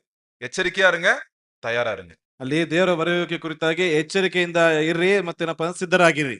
எதிர்பார்ப்போட இருங்க, எக்ஸ்பெக்டேஷனோட இருங்க, எதிர்பார்ப்போட இருங்க. ಒಂದು ಎದುರು ನೋಡುವಿಕೆಯಿಂದ ನೀವು ಕಾಯ್ದುಕೊಂಡಿರಿ. சரி, கடைசியாக ஒரு காரியம், நம்ம சர்ச்ல ஒருத்தர்ட்ட ஒருத்தர் எப்படி இருக்கணும்? ಅಲ್ಲಿ ಕೊನೆಯದಾಗಿ ಒಂದು ಕಾರ್ಯ, ಸಭೆಯಲ್ಲಿ ನಾವು ಯಾವ ರೀತಿಯಾಗಿ ಒಬ್ಬರಿಗೊಬ್ಬರು ಇರಬೇಕು. நான் ஆல்ரெடி நான் ஒரு படிச்சேன், எல்லார்ட்டையும் வந்து நம்ம நீடிய பொறுமையோட எல்லார்க்கூடயும் இருங்க. ಅಲ್ಲಿ ಎಲ್ಲರಲ್ಲಿ ಏನಪ್ಪಾ ಅಂತಂದ್ರೆ ದೀರ್ಘ ಶಾಂತ ಉಳ್ಳವರಾಗಿ ನೀವು ಕಾಣಿಸಿಕೊಳ್ಳ್ರಿ. அப்புறம் 15வது வசனம் படிங்க. 15ನೇ ವಚನ ಓದ್ರಿ. ஒருவனும் மற்றொருவன் செய்யும் தீமைக்கு தீமை செய்யாதபடி பார்த்து தீமைக்கு தீமை செய்யாதீங்க, உங்களுக்குள்ளும் மற்ற யாவருக்குள்ளும் எப்பொழுதும் நன்மை செய்ய நாடுங்கள். தீமைக்கு தீமை செய்யாதீங்க, நன்மை எது நல்லது செய்யலாம் அப்படின்னு நீங்க ஆசைப்படுங்க. ಅಲ್ಲಿ சரி brother, ಹೇಳಿ brother. ಅಲ್ಲಿ ಏನಪ್ಪಾ ಅಂತಂದ್ರೆ ಅಪಕಾರಕ್ಕೆ ಅಪಕಾರವನ್ನು ಮಾಡುವಂತದ್ದಲ್ಲ, ಹಿತಕ್ಕೆ ಒಬ್ಬರಿಗೊಬ್ಬರು ಹಿತವನ್ನ ಮಾಡಿಕೊಳ್ಳುವಂತವರಾಗಿ ಇರ್ರಿ ಎಂಬುದಾಗಿ. ரொம்ப ரொம்ப முக்கியங்க. சர்ச்சுக்குள்ள நம்ம சமாதானத்தை மெயின்டைன் பண்ணணும் அப்படின்னு சொல்றாரு. எல்லாருக்குள்ளயும் சமாதானம் பாருங்க சர்ச்ல அப்படின்னு சொல்றாரு. ಸಭೆಯಲ್ಲಿ ಎಲ್ಲರೊಡನೆ ದೀರ್ಘ ಶಾಂತ ಉಳ್ಳವರಾಗಿ ಸಮಾಧಾನದಲ್ಲಿರ್ರಿ ಎಂಬುದಾಗಿ. சோ உங்களை பார்த்தா வந்து அவங்க சொல்லணும், இந்த பிரதரா இந்த சிஸ்டரா இவங்க சமாதானமா இருப்பாங்க எல்லார்கிட்டயும் அப்படின்னு சொல்லணுங்க. ಅಲ್ಲಿ ಈ ಸಹೋದರನ ಅಥವಾ ಈ ಸಹೋದರ ಎಲ್ಲರೊಟ್ಟಿಗೂ ಸಮಾಧಾನದಲ್ಲಿ ಇರ್ತಾರೆ ಎಂಬುದಾಗಿ ಹೇಳಲ್ಪಡಬೇಕು. இவங்க பொறுமையா இருப்பாங்க இந்த பிரதர் இந்த சிஸ்டர். ಈ ಬ್ರದರ್ ಅಥವಾ ಈ ಸಿಸ್ಟರ್ ಬಹಳ ಸಮಾಧಾನದಲ್ಲಿ ಇರ್ತಾರೆ ಎಂಬುದಾಗಿ. யாராவது உங்களை பார்த்து நீங்க சண்டைக்காரன்னு சொல்லணும்னு ஆசைப்படுறீங்களா சர்ச்? ಯಾರಾದ್ರೂ ನಿಮ್ಮನ್ನು ನೋಡ್ಬಿಟ್ಟು ಸಭೆಯಲ್ಲಿ ಜಗಳ ಗಂಟೆ ಅಥವಾ ಜಗಳ ಗಂಟ ಎಂಬುದಾಗಿ ಹೇಳೋದಕ್ಕೆ ಆಸೆ ಪಡ್ತಾರಾ? மத்தவங்கள பத்தி கோல் முற்ற சுபாவம் இருக்கு உங்ககிட்ட அப்படின்னு சொல்லணும்னு ஆசைப்படுறீங்களா? ಬೇರೆಯವ್ರ ಹತ್ರ ಏನಪ್ಪಾ ಅಂತಂದ್ರೆ ಏನು ಯಾವಾಗ್ಲೂ ಕೊರತೆಗಳನ್ನ ಚಾಡಿ ಹೇಳುವಂತದ್ದು ಎಂಬುದಾಗಿ ಹೇಳುವಂತ ಒಂದು ಕಾರ್ಯಗಳನ್ನ. ஒருவேளை யார் மேலயாவது குறை இருந்துச்சுன்னா நீங்க ஆண்டவர்ட்ட சொல்லிருங்க. அத ಯಾರ ಮೇಲಾದ್ರೂ ಏನಾದ್ರೂ ಇತ್ತು ಅಂತಂದ್ರೆ ನೀವು ದೇವರ ಹತ್ರ ಒಪ್ಕೊಳ್ರಿ. அவங்க யாராவது உங்களுக்கு விரோதமா யாராவது சர்ச்ல ஏதாவது பேசியிருந்தாங்கன்னா இயேசுப்பா உங்களை மன்னிச்சது போல அவங்கள மன்னிச்சிருங்க அப்படின்னு கொலோசியர் ವಿರುದ್ಧವಾಗಿ ಮಾತನಾಡಿದ್ರೆ ಯೇಸು ಕ್ರಿಸ್ತನ ಕ್ಷಮಿಸಿದಂತ ರೀತಿಯಲ್ಲಿ ನೀವು ಕೂಡ ಅವರನ್ನು ನೋಡ್ಬಿಟ್ಟು ಕ್ಷಮಿಸ್ರಿ. சோ எப்பவும் ஜெபிங்க. 16வது வசனம், எப்பவும் கர்த்தருக்குள் சந்தோஷமா இருங்க. 17வது வசனம், எப்பவும் ஜெபிங்க. 18வது வசனம், எல்லாத்துலயும் ஆண்டவருக்கு நன்றி சொல்லுங்க, இதுதான் ஆண்டவருடைய சித்தம் அப்படின்னு சொல்றாரு. ದೇವರ ಚಿತ್ತ ಯಾವಾಗಲೂ ಸಂತೋಷ ಉಳ್ಳವರಾಗಿರ್ರಿ, ಎಡಬಿಡದ ಪ್ರಾರ್ಥನೆಯನ್ನು ಮಾಡ್ರಿ, ಎಲ್ಲಾ ವಿಷಯದಲ್ಲಿ ಕೃತಜ್ಞತೆಯನ್ನ ಮಾಡಿರುವಂತವರಾಗಿ ಕಾಣಿಸಿಕೊಳ್ಳ್ರಿ ಎಂಬುದಾಗಿ ಇದೇ ದೇವರ ಚಿತ್ತ. நம்ம சமாதானமா இருக்கும்போது, ನಾವು ಸಮಾಧಾನದಲ್ಲಿ ಇರಲ್ಪಡುವಾಗ 23வது வசனம் படிங்க. சமாதானத்தின் தேவன் தானே என்ன பண்ணுவாரா? சமாதானத்தின் தேவன் தாமே உங்களை முற்றிலும் பரிசுத்தமாக்குவாராக. உங்கள் ஆவி, ஆத்மா, சரீரம் முழுவதும் நம்முடைய கர்த்தராகிய இயேசு கிறிஸ்து வரும்போது குற்றமற்றதாய் இருக்கும்படி காக்கப்படுவதாக. அழைத்தவர் உண்மையுள்ளவர், உங்களை அழைத்தவர் உண்மையுள்ளவர், அவர் அப்படியே செய்வார். அழைத்தவர் என்ன உள்ளவர்? அவரு உண்மையுள்ளவர், அப்படியே செய்வார். என்ன செய்வார் அந்த அழைத்தவர்? என்ன செய்வார் நம்மளை பார்த்து? ಅಲ್ಲಿ ಕರೆದಾತನು ನಂಬಿಕಸ್ತನು ಆತನು ಏನನ್ನ ಮಾಡುವುದಕ್ಕೆ ಸಾಧ್ಯ ಉಳ್ಳವನಾಗಿದ್ದಾನೆ. நம்ம ஆவி, ஆத்மா, சரீரம் 3 என்ன பண்ணுவார் ஆண்டவர்? என்ன பண்ணிட்டு இருக்கிறாரு? பரிசுத்தம் பண்ணிட்டு இருக்காரு, கிளீன் பண்ணிட்டு இருக்காருங்க. துணி துவைக்கிறது போல நம்ம வாழ்க்கைய ஆண்டவர் வந்து என்ன பண்ணிட்டு இருக்காரு, கிளீன் பண்ணிட்டு இருக்காருங்க. ಅಲ್ಲಿ ಪ್ರಾಣ ಆತ್ಮ ಶರೀರವನ್ನ ಯಾವ ರೀತಿಯಾಗಿ ವಸ್ತ್ರವನ್ನು ಶುದ್ಧ ಮಾಡ್ತೀವೋ ಅದೇ ರೀತಿಯಾಗಿ ಆ ದೇವರು ಪ್ರಾಣ ಆತ್ಮ ಶರೀರವನ್ನ ಆತನು ಶುದ್ಧ ಮಾಡುವಂತವನಾಗಿದ್ದಾನೆ. ஆண்டவர்ட்ட கேளுங்க, ஆண்டவரே நீங்க சொல்லியிருக்கிறீங்க, உங்களோட வசனம் சொல்லுது, நீங்க என் சரீரம், என் ஆத்மா, என் பாடியை நீங்க வந்து கிளீன் பண்றேன்னு சொல்லியிருக்கிறீங்க. இதாங்க நான் கொடுக்குறேன், என்னுடைய சரீரம், ஆத்மா, ஆவியை நான் கொடுக்குறேன். நீங்க என்ன கிளீன் பண்ணுங்க, என் யோசனைகளை கிளீன் பண்ணுங்க, என்னுடைய மனத்தன்மையை கிளீன் பண்ணுங்க, என்னுடைய உள்ளான இதயத்தின் ஏக்கங்களை கிளீன் பண்ணுங்க ஆண்டவரே. நம்ம ஆண்டவர்ட்ட கிளீன் பண்ணுங்கன்னு கொடுக்கும்போது ஆண்டவர் கிளீன் பண்ணுவார் நம்ம லைஃப். ಅಲ್ಲಿ ದೇವರೇ ನನ್ನ ಪ್ರಾಣ ಆತ್ಮ ಶರೀರವನ್ನ ಏನಪ್ಪಾ ಅಂತಂದ್ರೆ ನೀವು ಶುದ್ಧ ಮಾಡ್ತೀರಿ ಎಂಬುದಾಗಿ ಹೇಳಲ್ಪಟ್ಟಿದ್ರಿ ಎಂಬುದಾಗಿ ಹೇಳುವಂತವರಾಗಿ ನಮ್ಮ ಪ್ರಾಣ ಆತ್ಮ ಶರೀರವನ್ನ ದೇವರ ಬಳಿಗೆ ನಾವು ಒಪ್ಪಿಸಿಕೊಡುವಾಗ ಆತನು ಅದನ್ನ ಶುದ್ಧ ಮಾಡುವಂತವನಾಗಿರ್ತಾನೆ. சரியா? சோ ரொம்ப ரொம்ப முக்கியமானது ஒரு அருமையான ஒரு 5 அதிகாரங்கள். ತುಂಬಾ ಮುಖ್ಯವಾಗಿರ್ತಕ್ಕಂಥದ್ದು ಅದ್ಭುತವಾದಂತ ಒಂದು 5 ಅಧ್ಯಾಯಗಳು. சரி, இப்போ 2 தெசலோனியர் முத 2 3 அதிகாரத்தை நான் குயிக்கா முடிச்சிட போறேன் நானு. 2 ತೆಸಲೋನಿಕದವರಿಗೆ 3 ಅಧ್ಯಾಯಗಳನ್ನ ವೇಗವಾಗಿ ಮುಗಿಸ್ತೀನಿ. சோ இங்க ரொம்ப கஷ்டப்பட்டுட்டு இருக்காங்க. அவங்க வந்து ரொம்ப வேதனையில இருக்காங்க, கஷ்டப்பட்டுட்டு இருக்காங்க அவங்க. ಬಹಳ ವೇದನೆಯಲ್ಲಿ ಅತ್ಯಧಿಕವಾಗಿ ಕಷ್ಟಕ್ಕೆ ಸಂಕಷ್ಟಕ್ಕೆ ಒಳಪಡಲ್ಪಟ್ಟಿದ್ದಾರೆ. நம்ம அப்போஸ்தலர் 17ல பார்த்தோம்ல, அங்க என்ன பண்ணாங்க, யாசோன் என்ன பண்ணாங்க, அவங்க வீட்டுக்கு நுழைஞ்சு அவங்கள அடிச்சு அவனை வந்து என்ன பண்ணாங்க, தேவையில்லாம அவனை வந்து ஜெயில போட்டாங்க. ಅಲ್ಲಿ ಅಪೊಸ್ತಲರ ಕೃತ್ಯ 17ನೇ ಅಧ್ಯಾಯದಲ್ಲಿ ನಾವು ಗಮನಿಸುವ ರೀತಿಯಲ್ಲಿ ಆತನ ಮನೆಗೆ ನುಗ್ಗಿ ಅವನನ್ನ ಒಡೆದು ಏನಪ್ಪಾ ಅಂತಂದ್ರೆ ಸುಳ್ಳಾದಂತ ಕಾರ್ಯಗಳ ಮೂಲಕವಾಗಿ ಆತನನ್ನು ಸೆರೆಮನೆಗೆ ಹಾಕಲ್ಪಟ್ಟಿದ್ದಾರೆ. அவங்களுக்கு அவ்வளவு ஏசப்பாக்கு சர்ச்சுக்கு வர்றது அவ்வளவு கஷ்டமா இருந்தாலும், சபைக்கு வந்து பங்கு பெறுறது அவ்வளவு கஷ்டமா இருந்தாலும் அவங்க என்ன பண்றாங்க, உற்சாகமா ஆண்டவர் வந்து தேடி வராங்க. படிங்க 4வது வசனம் படிங்க. 2 தெசலோனியர் 1வது அதிகாரம் 4வது வசனம். ಅಲ್ಲಿ ಸಭೆಗೆ ಬರೋದಕ್ಕೆ ಅಷ್ಟು ರೀತಿಯಾಗಿರ್ತಕ್ಕಂಥ ಒಂದು ಅಡೆತಡೆಗಳು ಇದ್ರೂ ಕೂಡ ಆದ್ರೂ ಕೂಡ ಸಭೆಗೆ ಬರ್ತಾ ಇದ್ದಾರೆ. ಅಲ್ಲಿ 4ನೇ ವಚನ ಓದಿಕೊಳ್ಳೋಣ.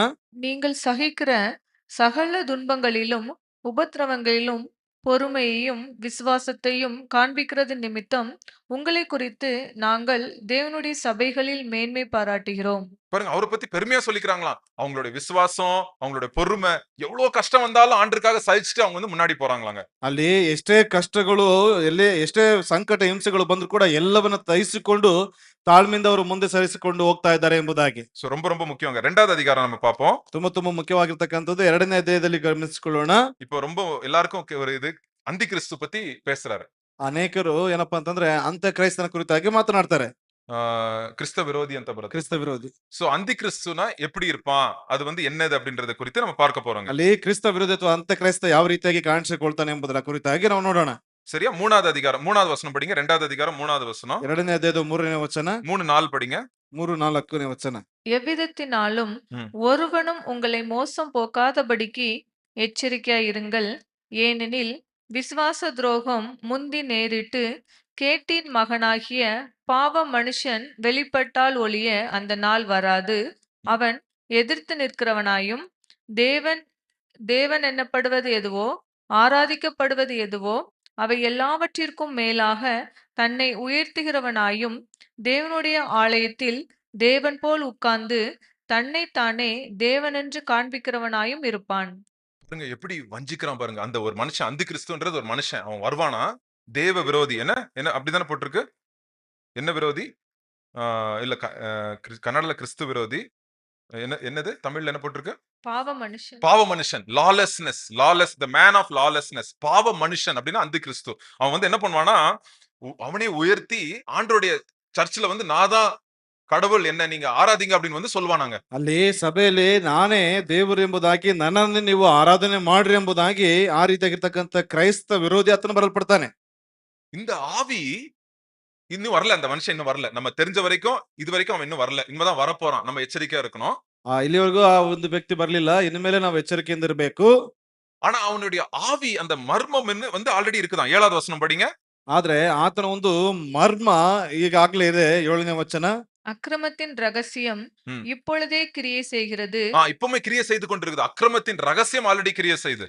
ஆனாலும் தடை செய்கிறவன் நடுவிலிருந்து நீக்கப்படும் முன்னே அது வெளிப்படாது. ஆனா தடை செய்கிறவன் அப்படின்னு அவன் வந்து முழுசா வராதபடிக்கு ஒரு தடை இருக்குதாங்க இன்னும். ಆತನು ಸಂಪೂರ್ಣವಾಗಿ ಬರುವುದಕ್ಕೆ ಏನಪ್ಪಾ ಅಂತಂದ್ರೆ ಇನ್ನೂ ಅಡೆತಡೆ ಇದೆ. அந்த தடை யாரு அப்படின்ற போது நிறைய பேர் வந்து நிறைய சர்ச்சை பண்றாங்க. பைபிள்ல டிஸ்கஸ் பண்ணுவாங்க. என்ன சொல்றாங்க? ಅಡೆತಡೆ ಇದೆ ಎಂಬುದಾಗಿ ಹೇಳುವಾಗ ಅನೇಕರು ತರ್ಕಗಳನ್ನ ಮಾಡ್ತಾ ಇದ್ದಾರೆ. ಅದು ಯಾರು ಒಂದು ಅಡೆತಡೆ ಎಂಬುದಾಗಿ. 6வது வசனம் படிங்க. அந்த தடை யார் பண்றா பாப்போம். அவன் தன் காலத்திலே வெளிப்படும்படிக்கு ம். இப்பொழுது அவனை தடை செய்கிறது இன்னதென்று அறிந்திருக்கிறீர்களே. தடை. அந்த பாருங்க, அந்த அந்தி கிறிஸ்து வராதபடிக்கு ஒரு தடை இருக்குது இப்போ. ಆ ಅಂತ್ಯ ಕ್ರೈಸ್ತ ಅಥವಾ ಕ್ರಿಸ್ತ ವಿರೋಧಿ ಬರುವುದಕ್ಕೆ ಅಡೆಯಾಗಿ ಅದು ಒಂದು ಇದೆ ಎಂಬುದಾಗಿ. ஆனா ஒரு நாள் என்ன ஆகுமா, அந்த தடை வந்து எடுக்கப்படுமா. ಆದ್ರೆ ಒಂದು ದಿವಸ ಒಂದು ತಡೆ ಏನಾಗ್ತದೆ, ಅದು ತೆಗೆಯಲ್ಪಡುತ್ತದೆ. அந்த தடை எடுக்கப்பட்டதுனால அவன் வந்து அப்படி வந்துருவானாங்க. ಆ ತಡೆ ತೆಗೆಯಲ್ಪಟ್ಟ ಕಾರಣದಿಂದಾಗಿ ಆತನು ಬಂದು ಬಿಡ್ತಾನೆ. அந்த தடைன்னா என்னது? ಆ ತಡೆ ಅಂದ್ರೆ ಏನದು? நிறைய பேர் நிறைய அர்த்தத்தை சொல்லியிருக்கிறாங்க. ಅನೇಕರು ಅನೇಕ ಅರ್ಥಗಳನ್ನ ಹೇಳ್ತಾರೆ. ஆனா நான் நினைக்கிறது, நான் நிறைய கமெண்ட்ரி பார்த்துட்டு நான் கடைசியா முடிவு எடுத்திருக்கிறது பரிசுத்தாவியானவர். ಅದು ಅನೇಕ ಪುಸ್ತಕಗಳನ್ನ ಅನೇಕ ತರ್ಕಗಳನ್ನ ನೋಡಿದ ನಂತರದಲ್ಲಿ ನಾನು ಅಂದುಕೊಂಡಿರ್ತಕ್ಕಂಥದ್ದು ಅದು ಪರಿಶುದ್ಧ ಆತ್ಮನು. பரிசுத்தாவியானவர் இருக்கிறதுனால இன்னைக்கு என்ன ஆயிட்டு இருக்கு, விசுவாசிகளுக்குள்ள பரிசுத்தாவியானவர் இருக்கிறதுனால அந்தி கிறிஸ்து வந்து ஓப்பனா வர முடியல இன்னைக்கு. ಅಲ್ಲಿ ವಿಶ್ವಾಸಿಗಳಲ್ಲಿ ಆ ಒಂದು ಏನಪ್ಪಾ ಅಂತಂದ್ರೆ ಪವಿತ್ರಾತ್ಮನು ಇರುವಂತ ಕಾರಣದಿಂದಾಗಿ ಕ್ರಿಸ್ತ ವಿರೋಧಿ ಬರುವುದಕ್ಕೆ ಕಾರಣ ಸಾಧ್ಯ ಆಗ್ತಾ ಇಲ್ಲ.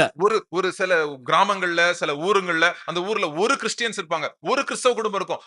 அதன் மூலியமா அந்த கிராமமே ஆசீர்வாதமா இருக்குங்க. ಅಲ್ಲಿ ಒಂದು ಊರಿನಲ್ಲಿ ಅಥವಾ ಏನಪ್ಪಾ ಅಂತಂದ್ರೆ ಒಂದು ಕ್ರೈಸ್ತ ಕುಟುಂಬ ಇರ್ತದೆ, ಅದರ ಮೂಲಕವಾಗಿ ಒಂದು ಊರೇ ಅದು ಏನಪ್ಪಾ ಅಂತಂದ್ರೆ ಆಶೀರ್ವಾದಕರವಾಗಿ ಕಾಣಲ್ಪಡುತ್ತದೆ. சோ நம்ம என்ன பண்றோம், ஆண்டவர் வந்து பரிசுத்தாவியானவர் வந்து அவர் தடை செய்திருக்கிறார். அந்த அந்த அந்த அந்தி கிறிஸ்து வர்றதுக்கு ஒரு தடையை வைத்திருக்கிறார். ஒரு நாள் தடை எடுக்கப்படும். அப்ப என்ன ஆகும், அவன் வந்து வெளிப்படுத்துவான் அப்படியே. ಅಲ್ಲಿ ಆ ಒಂದು ದಿವಸ ಏನಾಗ್ತದೆ ಅಂತಂದ್ರೆ ಆ ಒಂದು ಪರಿಶುದ್ಧಾತ್ಮನ ಅವನು ತಡೆಯಾಗಿರ್ತಕ್ಕಂಥ ಪರಿಶುದ್ಧಾತ್ಮನ ತೆಗೆಯಲ್ಪಡ್ತದೆ. ಆಗ ಏನಾಗ್ತದೆ ಏನಪ್ಪಾ ಅಂದ್ರೆ ಅಂತ್ಯ ಆ ಕ್ರಿಸ್ತ ವಿರೋಧಿಯು ಬರಲ್ಪಡ್ತಾನೆ. அப்ப என்ன பண்ணுவானா, அவன் வந்து 9வது வசனத்துல என்ன பண்ணுவான் பாருங்க அவன்.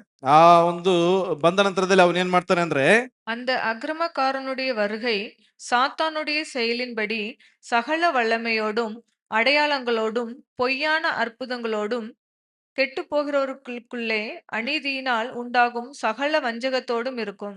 சோ கெட்டு போறவங்க எல்லாம் அவனை வந்து நம்பிடுவாங்களாம். அவன் பொய் அற்புதம், பொய் அடையாளத்தை செய்யும் போது அவிசுவாசிங்க நிறைய பேர் அவனை நம்பிடுவாங்களாம். ಅಲ್ಲಿ ಏನಪ್ಪಾ ಅಂತಂದ್ರೆ ಸಕಲವಾಗಿರ್ತಕ್ಕಂಥ ಮೋಸದ ಕಾರ್ಯಗಳನ್ನ ಸೂಚಕ ಕಾರ್ಯಗಳನ್ನ ಮಾಡುವಾಗ ಅವರೆಲ್ಲರೂ ಏನ್ ಮಾಡ್ತಾರೆ ಅಂತಂದ್ರೆ ಆ ಒಂದು ವಿಷಯವನ್ನ ನಂಬಿಬಿಡ್ತಾರೆ. 11வது வசனத்துல என்ன போட்டிருக்கு பாருங்க. 11ನೇ ವಚನದಲ್ಲಿ ಏನು ಬರೆಯಲ್ಪಟ್ಟಿದೆ? ஆகையால் சத்தியத்தை விசுவாசியாமல் அநீதியில் பிரியப்படுகிற யாவரும் ஆக்கினைக்குள்ளாக்கும்படிக்கு அவர்கள் பொய்யை விசுவாசிக்கத்தக்கதாக கொடிய வஞ்சகத்தை தேவன் அவர்களுக்கு அனுப்புவார். விசுவாசிக்க ஸ்டார்ட் பண்ணிடுவாங்க அவங்க. ಅಲ್ಲಿ ಏನಪ್ಪಾ ಅಂತಂದ್ರೆ ಸುಳ್ಳನ್ನ ನಂಬುವುದಕ್ಕೆ ಅವರು ಪ್ರಾರಂಭಿಸ್ತಾರೆ. சோ இப்படி ஆயிருங்க நிலைமை.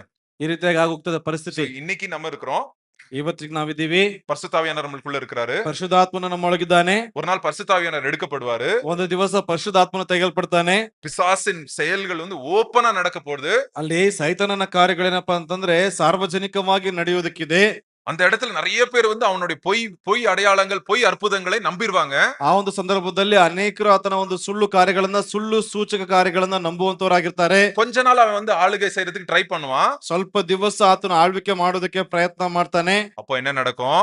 ಆಗ ಏನಾಗ್ತದೆ? 8வது வசனத்தை பாருங்க. 8ನೇ ವಚನ. நீக்கப்படும்போது அந்த அக்கிரமக்காரன் வெளிப்படுவான். அவனை கர்த்தர் தம்முடைய வாயின் சுவாசத்தினாலே இயேசு கிறிஸ்து வந்து அவனுடைய வாயின் சுவாசத்தினாலும் அழித்து தம்முடைய வருகையின் பிரசன்னத்தினாலே நாசம் பண்ணுவார். ஆமென். கர்த்தர் இயேசுப்பா என்ன பண்ணுவாராம்?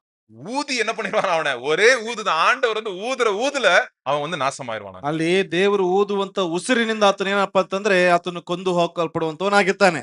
இதுதான் அந்தி கிறிஸ்துவோட முடிவு. ಇದೇ ಒಬ್ಬ ಕ್ರೈಸ್ತ ವಿರೋಧಿಯ ಒಂದು ಅಂತ್ಯ. சோ வெளிப்படுத்தின விஷயத்துல இன்னும் தெளிவா நம்ம பாப்போம். ಅಲ್ಲಿ ಪ್ರಕಟಣೆ ಪುಸ್ತಕದಲ್ಲಿ ಇನ್ನೂ ಬಹಳ ಸ್ಪಷ್ಟವಾಗಿ ಗಮನಿಸ್ತೇವೆ. சோ இந்த ஆவி ஆல்ரெடி இருக்குதான். அதான் பைபிள் சொல்ல வருது. இன்னைக்கும் அந்த ஆவி, அந்த அந்த அந்த என்னது, அந்த லாலஸ் மேனுக்கு என்ன சொல்லுவாங்க? பாவ மனுஷன். நம்ம யூசுவலா தமிழ்ல யாரும் நீங்க கேட்டிருக்க மாட்டீங்க. பாவ மனுஷனுடைய ஆவி இன்னைக்கு கிரியை செய்து கொண்டிருக்குதான் நிறைய இடத்துல. ಆ ಒಂದು ಕ್ರಿಸ್ತ ವಿರೋಧಿಯ ಒಂದು ಕಾರ್ಯಗಳು ಇವತ್ತಿಗೆ ಏನಪ್ಪಾ ಅಂತಂದ್ರೆ ಆ ಒಂದು ಕಾರ್ಯಗಳು ನಡೆದುಕೊಳ್ತಾನೆ ಇದೆ. The mystery of lawlessness is already at work. அப்படினா அந்த கிரியைகள் இருக்கு. நம்ம எச்சரிக்கையா இருக்கணும். சத்தியத்திலே நிலையா நிக்கணும் அப்படின்னு அப்போஸ்தலன் பவுல் சொல்றார். ಅಪೊಸ್ತಲ ಪೌಲನು ಈ ರೀತಿಯಾಗಿ ಹೇಳ್ತಾ ಇದ್ದಾನೆ, ಆ ಒಂದು ಕ್ರಿಸ್ತ ವಿರೋಧಿಯ ಕಾರ್ಯಗಳು ಈಗಾಗಲೇ ಅದು ನಡೆಯಲ್ಪಡುತ್ತದೆ. ಹಾಗಾಗಿ ಎಚ್ಚರಿಕೆ ಉಳ್ಳವರಾಗಿ ನಾವು ನಡೆದುಕೊಳ್ಳಲ್ಪಡಬೇಕು. சரி, கடைசியா 3வது அதிகாரத்தை சொல்லி நான் இப்ப முடிக்க போறேன். 3ನೇ ಅಧ್ಯಾಯವನ್ನು ಹೇಳಿ ನಾನು ಮುಗಿಸ್ತೀನಿ. எப்படி நம்ம கடைசி நாட்களிலே வாழ வேணும்? ಆ ಕೊನೆಯ ದಿವಸಗಳಲ್ಲಿ ನಾವು ಯಾವ ರೀತಿಯಾಗಿ ಜೀವಿಸಬೇಕು? எப்படி நம்ம இருக்கணும்? ಹೇಗೆ ನಾವು ಇರಬೇಕು? அதான் சொல்றாருல. நான் வந்து நீங்க நிறைய பேர் என்ன சொல்லிட்டாங்க ஆல்ரெடி, பாருங்க, 2வது அதிகாரம் 2வது வசனம் படிங்க. 2ನೇ ಅಧ್ಯಾಯದ 2ನೇ ವಚನ. ஒரு ஆவியினாலாவது ஆ. வார்த்தையினாலாவது எங்களிடத்திலிருந்து வந்ததாய் தோன்றுகிற ஒரு நிருபத்தினாலாவது கிறிஸ்துவனுடைய நாள் சமீபமாய் இருக்கிறதாக சொல்லப்பட்டால் உடனே சஞ்சலப்படாமலும் கலங்காமலும் இருங்கள். சில பேர் என்ன சொல்லிட்டாங்களா, ஆண்டுடைய வருகை ஆல்ரெடி வந்துருச்சு அப்படின்னு சில பேர் சொல்லிட்டாங்களா. சில மெசேஜ் வந்துச்சாம். சில பேர் வந்து லெட்டர் எழுதிட்டாங்களா ಇವುங்களுக்கு. ಕೆಲವರು ಆಗ್ಲೇ ಇವರಿಗೆ ಪತ್ರವನ್ನು ಬರೆಯಲ್ಪಟ್ಟಿದ್ದಾರೆ ಏನಪ್ಪಾ ಅಂತಂದ್ರೆ ಕರ್ತನ ದಿನವು ಈಗಾಗಲೇ ಹತ್ತಿರವಾಗಿದೆ ಎಂಬುದಾಗಿ ಬರೆಯಲ್ಪಟ್ಟಿದ್ದಾರೆ ಅಂತ. So அப்ப என்ன பண்ணாங்க, நிறைய பேர் சோம்பேறிகளா உட்கார்ந்துட்டாங்களாம். ಆಗ ಅನೇಕರು ಏನಾಗಿದ್ರಪ್ಪ ಅಂದ್ರೆ ಸೋಮಾರಿ ಆಗಲ್ಪಟ್ಟಿದ್ದಾರೆ. சோ அப்போ பவுல் என்ன சொல்றாரு, ಆಗ ಪೌಲನು ಏನ್ ಹೇಳ್ತಾ ಇದ್ದಾನೆ, அப்படி சோம்பேறியா இருக்கிறாங்கன்னா, வேலை செய்யாம இருக்கிறாங்கன்னா, தயவு செய்து அவங்க கிட்ட நீ சேராத அப்படின்னு 3வது அதிகாரம் 6வது வசனத்துல சொல்றாரு. ಅಲ್ಲಿ 3ನೇ ಅಧ್ಯಾಯದ 6ನೇ ವಚನದಲ್ಲಿ ಈ ರೀತಿಯಾಗಿ ಹೇಳ್ತಿದ್ರೆ, ಆ ರೀತಿಯಾಗಿ ಅವ್ರು ಇದಾರೆ ಅಂತಂದ್ರೆ ಅವರೊಡನೆ ನೀವೇನ್ ಮಾಡ್ಬೇಡ್ರಿ ಅಂತಂದ್ರಪ್ಪ ಅಂದ್ರೆ ಯಾವುದೇ ಸಂಬಂಧಗಳನ್ನ ಇಟ್ಕೊಳ್ಬೇಡ್ರಿ. 10வது ವசனத்துல என்ன சொல்றாரு, 10ನೇ ವಚನದಲ್ಲಿ ಏನ್ ಹೇಳ್ತಾ ಇದ್ದಾರೆ, அவங்களுக்கு நீ உதவி செய்யாத, வேலை செய்யாதவங்களுக்கு நீ உதவி செய்யாதன்னு கூட சொல்றாரு. ಕೆಲಸ ಮಾಡದಿರ್ತಕ್ಕಂಥವ್ರಿಗೆ ನೀನು ಯಾವುದೇ ಸಹಾಯಗಳನ್ನ ಮಾಡಬೇಡ್ರಿ ಎಂಬುದಾಗಿ ಹೇಳ್ತಾ ಇದ್ದಾರೆ. சோ ரொம்ப ரொம்ப முக்கியமானது. ತುಂಬಾ அவர் ಮುಖ್ಯವಾಗಿರ್ತಕ್ಕಂಥ சொல்ற ವಿಷಯ. 8வது வசனம் சொல்றாரு, நைட்டும் பகலும் நாங்க வேலை செஞ்சோம். 8வது வசனம் படிங்க. ಅಲ್ಲಿ ಹಗಲು ರಾತ್ರಿ ನಾವು ಕೆಲಸವನ್ನು ಮಾಡಲ್ಪಟ್ಟಿದ್ದೇವೆ. 8ನೇ ವಚನ. ஒருவனிடத்திலும் இலவசமாய் சாப்பிடாமலும் ம். உங்களில் ஒருவனுக்கும் பாரமாயிராதபடிக்கு ம். இரவும் பகலும் பிரயாசத்தோடும் வருத்தத்தோடும் வேலை செய்து சாப்பிட்டோம். வேலை செய்து சாப்பிட்டாங்களாம். இந்த அப்போஸ்தலர் பவுல் என்ற பெரிய அப்போஸ்தலர் வேலை செய்து நைட்டும் பகலும் வேலை செஞ்சு அவர் வந்து சாப்பிட்டாராங்க. யாருக்கும் பாரமா இருக்க கூடாது அப்படின்னு. ಅಲ್ಲಿ ಅಪೊಸ್ತಲ ಅಂತ ಪೌಲನು ಯಾರಿಗೂ ಭಾರವಾಗಿರಬಾರದು ಎಂಬುದಾಗಿ ಹಗಲು ಇರುಳು ಕಷ್ಟದಿಂದ ಪ್ರಯಾಸದಿಂದ ಆತನ ಜೀವನವನ್ನು ಮಾಡ್ತಾ ಇದ್ದ. சோ அதனால சில பேர் சோம்பேறிகளா இருக்கிறீங்க. 11வது 12வது வசனம் படிங்க. உங்களில் சிலர் ம். யாதொரு வேலையும் செய்யாமல் வீண் அலுவல்காரராய் ஒழுங்கற்று திரிகிறார்கள் என்று கேள்விப்படுகிறோம். இப்படிப்பட்டவர்கள் அமைதலோடு வேலை செய்து ம். தங்கள் சொந்த சாப்பாட்டை சாப்பிட வேண்டுமென்று நம்முடைய கர்த்தராகிய இயேசு கிறிஸ்துவினாலே அவர்களுக்கு கட்டளையிட்டு புத்தி சொல்கிறோம். சோ நீங்க என்ன பண்ணுமா, சொந்த வேலையை செஞ்சுட்டு அமைதியா வேலை செஞ்சுட்டு நீங்க யாருக்கும் பாரம் இல்லாம நீங்க சாப்பிடுங்க அப்படின்னு வந்து சொல்றாரு. ಅಲ್ಲಿ ಸಮಾಧಾನದಲ್ಲಿ ನೀವು ಕೆಲಸಗಳನ್ನ ಮಾಡ್ತಾ ಯಾರಿಗೂ ಭಾರ ಉಳ್ಳವರಾಗಿ ನೀವೇನಪ್ಪ ಅಂತಂದ್ರೆ ಪರಿಗಣಿಸಲ್ಪಡಬೇಡ್ರಿ ಎಂಬುದಾಗಿ ಹೇಳ್ತಾ ಇದ್ದಾನೆ. சோ இந்த 2 தெசலோனியர் புஸ்தகத்துல என்ன பார்த்திருக்கிறோம், 2 ತೆಸಲೋನಿಕ ಪುಸ್ತಕದಲ್ಲಿ ಏನ್ ನೋಡಿದ್ದೀವಿ, அந்த பாவ மனுஷன் குறித்து அந்த கிறிஸ்துவ குறித்து பார்த்தோம். ಅಂತೆ ಕ್ರಿಸ್ತ ವಿರೋಧಿಯ ಕುರಿತಾಗಿ ನಾವು ಗಮನಿಸಲ್ಪಟ್ಟಿದ್ದೇವೆ. ஆண்டவருடைய வருகை ஆல்ரெடி வந்ததுனால நீங்க சோம்பேறியா இருங்கன்னு ஒரு கூட்டம் சொல்லிச்சு. ಅಲ್ಲಿ ದೇವರ ಕರ್ತನ ದಿನವು ಆಗಲೇ ಬರಲ್ಪಟ್ಟಿದೆ, ಹತ್ತಿರವಾಗಿದ್ದೆ, ಹಾಗಾಗಿ ನೀವು ಸೋಮಾರಿಯಾಗಿರಿ ಎಂಬುದಾಗಿ, ಕೆಲಸ ಮಾಡಬೇಡ್ರಿ ಎಂಬುದಾಗಿ ಸೋಮಾರಿಯನ್ನಾಗಿಸಲ್ಪಟ್ಟಿದ್ದಾರೆ. இந்த காரியத்தை எச்சரிக்கப்படுத்துறாரு. ಆ ಒಂದು ಕಾರ್ಯದ ಕುರಿತಾಗಿ ಎಚ್ಚರಿಕೆಯನ್ನ ಕೊಡ್ತಾ ಇದ್ದಾರೆ.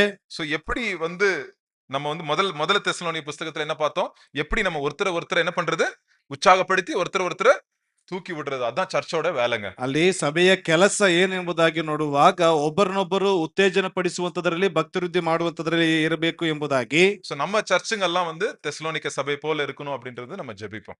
ನಮ್ಮ ಸಭೆಗಳೆಲ್ಲ ಆ ರೀತಿಯಾದಂತ ಒಂದು ತೆಸಲೋನಿಕ ಸಭೆ ಇರುವಂತ ರೀತಿಯಲ್ಲಿ ಇರಬೇಕು ಎಂಬುದಾಗಿ ನಾವು ಪ್ರಾರ್ಥಿಸಿಕೊಳ್ಳೋಣ.